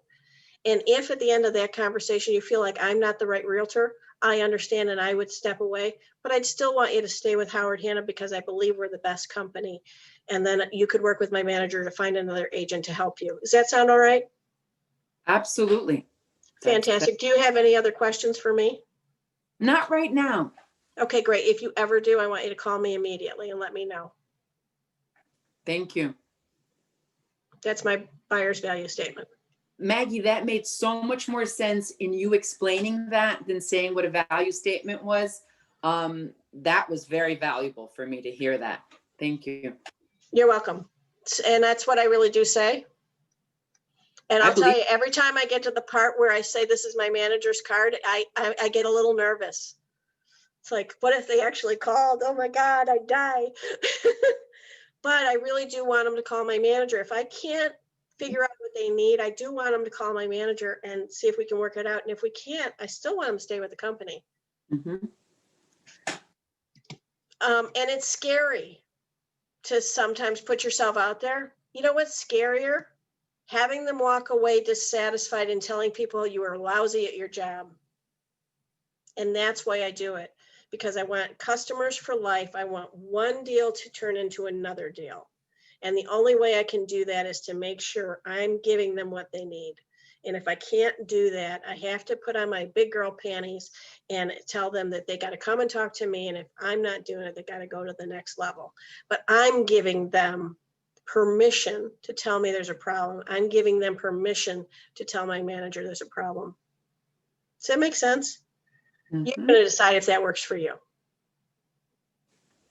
That was something I decided to do because I've been a business owner. And what I found out was oftentimes clients don't know what the path is when they're dissatisfied, and they don't tell you till after they've left. I had 9 people that worked for me, and there were situations where people didn't tell me until after it was too late to get somebody back. So don't put yourself in that position. Just be brave and just put it out there. But what is your value statement? What are you going to do? For listings, I tell them I'm going to walk down the street. I'm going to go to the 10 houses on each side and 20 across the street. And I'm going to let them know we're doing this. I'm going to do this. I'm going to do this. I'm going to do this. I'm going to do this. I tell them what I'm going to do. And I tell them I'm going to keep their confidence. And I use old car. This is what I owe you. Obedience, loyalty, disclosure, confidentiality, accountability, and reasonable care. I'm not reading that. That's part of my DNA now. I know what that means. I know what that means to me as a statement. I let people know this is what I owe you as your realtor. Professionalism, communication, local expert. That means I'm going to know all the houses that are for sale in the area. I'm going to know what all the businesses are, where I'm working, or very nearly. I do a deep dive into a neighborhood around a house that I'm either selling or helping somebody buy. Do a deep dive. I want to be able to speak to the neighborhood that house is in or that person is looking. Because without being a local expert, I'm not giving them the best service. Does that make sense? What kind of service do you want to give? Do you want to be the #1 realtor in your area? Do you want to be the number 50 realtor in your area? Or the number 2001? Because there's a lot of them out there. Where do you want to be on the list? You want to be in the top 100? In the top 1%? You can only do that by being professional, by communicating, by being a local expert, by knowing your craft. But you can get there pretty quickly if you're working it like a business. Set business hours, set business goals daily, and achieve those goals. Don't let things get in your way. Oh, I was going to call 10 people, but then I was looking at Facebook and 5 hours was gone, and then I never called anybody. Set time limits. If you're going to look at social media, fine. How long are you spend on it? 15 minutes or 15 hours? You don't have a limit, guess what? Suck. Time is gone, not replaceable. Showing houses, property selections that have most of what the buyers need and some of what they want. This says show no more than 6 in a day. I have shown 9. I had a seller who listed her house. We sold it in the first open house, in the first hour of the first open house. And I met her on the previous Saturday. We listed it on the next Saturday. We had an open house on that Sunday and it was sold. She didn't have a place to go yet. Highly motivated. We went to 9 houses. We spent all day. We stopped and got lunch. We drove, it was rural. We drove a lot that day. I think almost 200 miles. Just because of where we had to go and the timeframes we could get in. That's not ideal. 9 houses in a day is not ideal. It's hard to remember one from the other. So make sure you have a method to mark up. So I always have my listings and I'm making notes, what we liked, what we didn't like. So at the end of the day, we can say, which one did you like of these 3? Which was your favorite? And I'm rating them as we go. So on a scale of 1 to 10, what's this one? A 1 or a 10 or, you know? So, okay, these were your 8s and 9s. Which of these was your favorites? Why? And we eliminate. Have a system to separate them out. Because guess what? At the end of the day, they don't remember if that bathroom was in that house or that house. But if you're keeping notes, you can help them. Verify availability and accessibility with a listing agent. Try to always have a conversation, even if you're using showing time, still try to call the listing agent and say, hey, Doris, I signed up for showing time. I'm going to go to your listing at 123 Maple Street at 1:30, from 1:30 to 2 o'clock. Is there anything else about the house I should know? Is there anything else about your sellers I should know that's important? Is there anything that's really important to them? Will every listing agent take my call? Don't be that listing agent. Don't be that list. I can't. There are some people who put in the MLS, do not call me.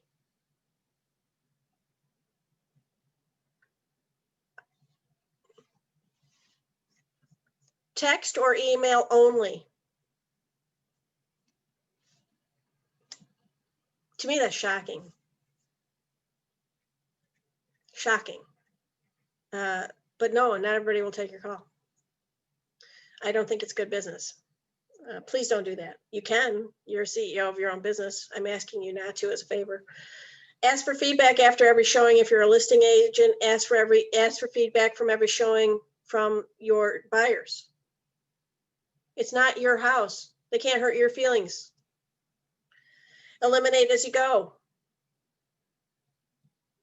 So was this an 80-10-10 house? Oh no, this was a 50-50 house. Okay, so that one's off the list then, right? Yep. It was a 75 house. Okay, well, let's put this one at the back of but we'll mark it as a 75% house. See where that 80-10-10 starts to come in handy. I've given them some parameters to start grading their house, and now we've got something to work with. So of this house and this house, which one did you like better? What did you like better about this house? Oh, I loved that front entry. And then when I came in, there was this beautiful big family room on the left, and it was a gorgeous dining room, and I love a dining room, and the kitchen was fabulous. I loved the way the house was laid out. I love the curb appeal. This one really, I like this one so much better. Was there anything about this house you liked better? I did like that finished basement. It had that really nice walkout, and the yard was a little nicer. Okay, great. Of those two things, which was more important to you? The floor plan on this house was better, but you loved this. Yep, great. Okay, so now I got some real information. Close for a decision. So between these two houses, would you like to write an offer on either one? Well, I think I'd like to write one on this one, but I kind of want to sleep on it tonight. I understand that. There's an expression in real estate. If you sleep on it tonight, you might not sleep in it tomorrow. In a seller's market, that's true. So how would you feel if we didn't write an offer on this house today and it sold tonight? Would you be upset? Yeah, I think I would. So is that something that you want to write an offer on? Because that could happen. It's a seller's market. I don't know that it will happen. I'm just telling you that that's a possibility. And I don't want you to come back and say, Maggie, you should have told me. I'm telling you, this is me saying it may not be available tomorrow. Yeah, let's write an offer. Okay, great. That's a close.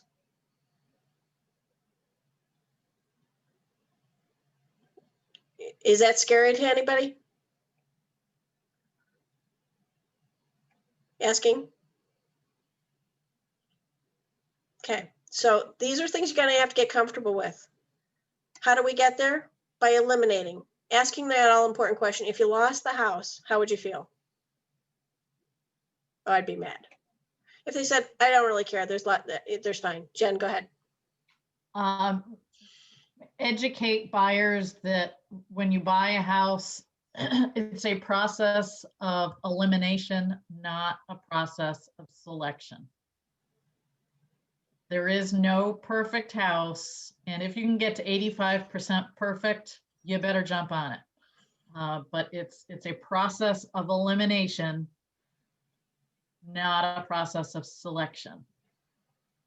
And that's a good dialogue to use with buyers, because there are some buyers out there who are just, they're waiting for their perfect home, and that doesn't exist. And if people keep putting you off to put offers in on 85% houses, they may not be real buyers at all.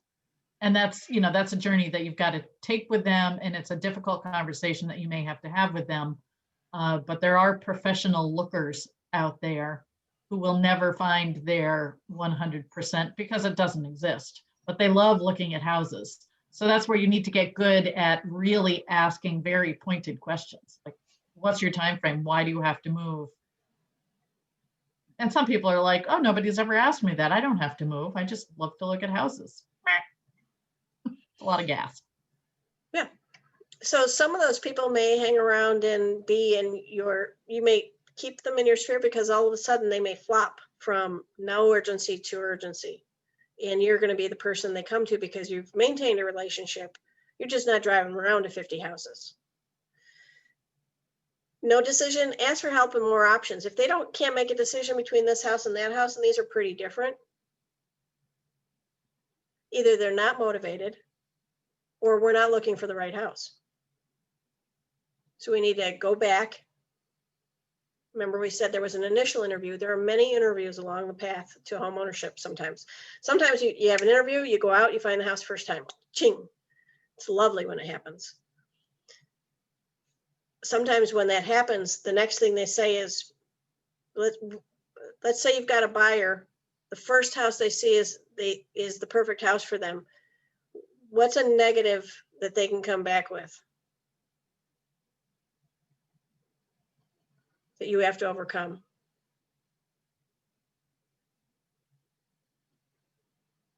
Well, I can't buy the first house I looked at, can I?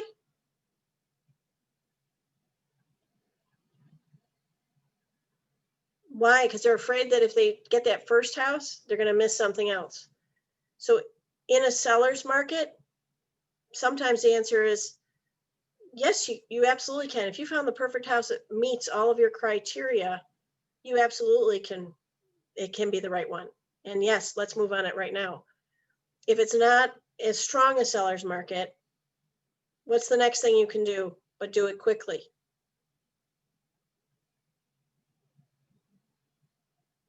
Line up 2 or 3 more houses for them to see right now today, if possible, even in a seller's market. All right, let's go pick a couple of more houses to go see so you can feel a little more comfortable. Let's get some appointments. Let's look.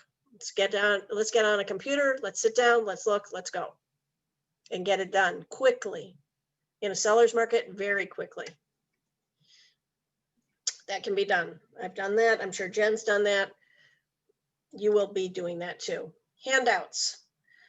We have a ton of handouts here. The Essential Buyer Guide, which is located in Howard Hanna Presentations. It's a buyer guide. It's fabulous. Download Scout, Real Scout for the Customer from GoHanna. Exclusive buyer guide form. My pledge to my buyers, One Team, One Dream. All of it, Natalie, is all of this in the ebook? I don't know if Natalie's there. She may not be. I think it's all in the ebook, but I'm not positive. Let me see. In the ebook are your buyer interview questions. We do want you to claim your Real Scout account.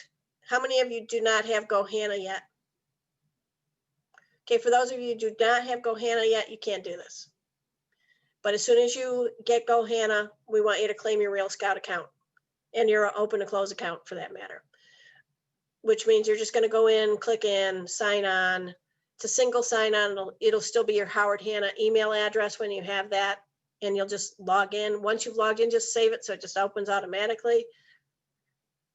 Then claim your Real Scout account. To claim it, you're just opening it, just getting it into it the first time. Download the app to your phone for Real Scout. It's a nice app. There are 2 apps in Real Scout. One is the agent app and one is a client app that you can share to clients, which is awesome. We're going to talk more about that on another day. Review your Real Scout homework on GoHanna.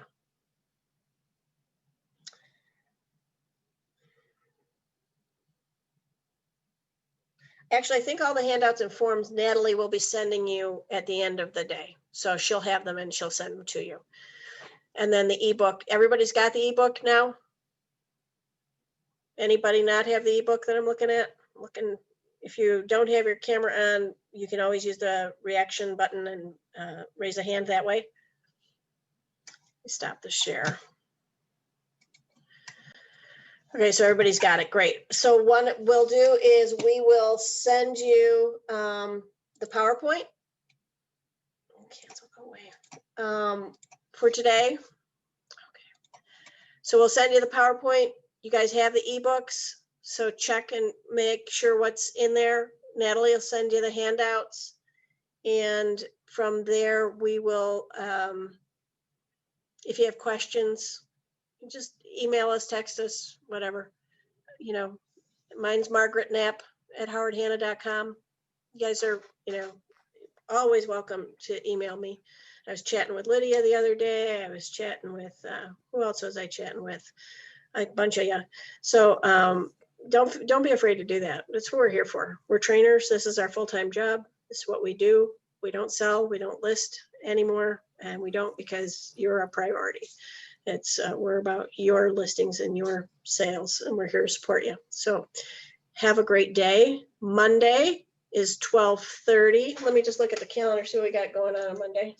My computer. Hang on. Oh. I got 3 computers here. One of them went to sleep. So Monday will be, oh, this is a good one. So Monday's going to be fair housing. It'll be taught by Chris Thielen. He's a manager in the Syracuse area, Central New York. He's fantastic, really good at fair housing. It's a really important thing for you to participate in. We will also have Real Scout and Howard Hanna presentations. Natalie will be doing that for us. And then you'll have property selection and crafting the offer, which Jen and I will do together. We're going to show you what are the important factors of a purchase offer, not a purchase offer. That's a different class, which will be taught regionally at the very end of Fast Start. Jen, did you want to say anything? Nope. Great stuff. It's always a lot of stuff, and I know everybody's antsing to get food in their bellies. It's lunchtime. It is, and we're a half hour early, I'm happy to say. So I thought that might work out that way. Anyway, guys, have a great day. Don't hesitate to ask if you've got questions. We'll get all the information to you, and we'll post this up on YouTube. Oh, it'll be up by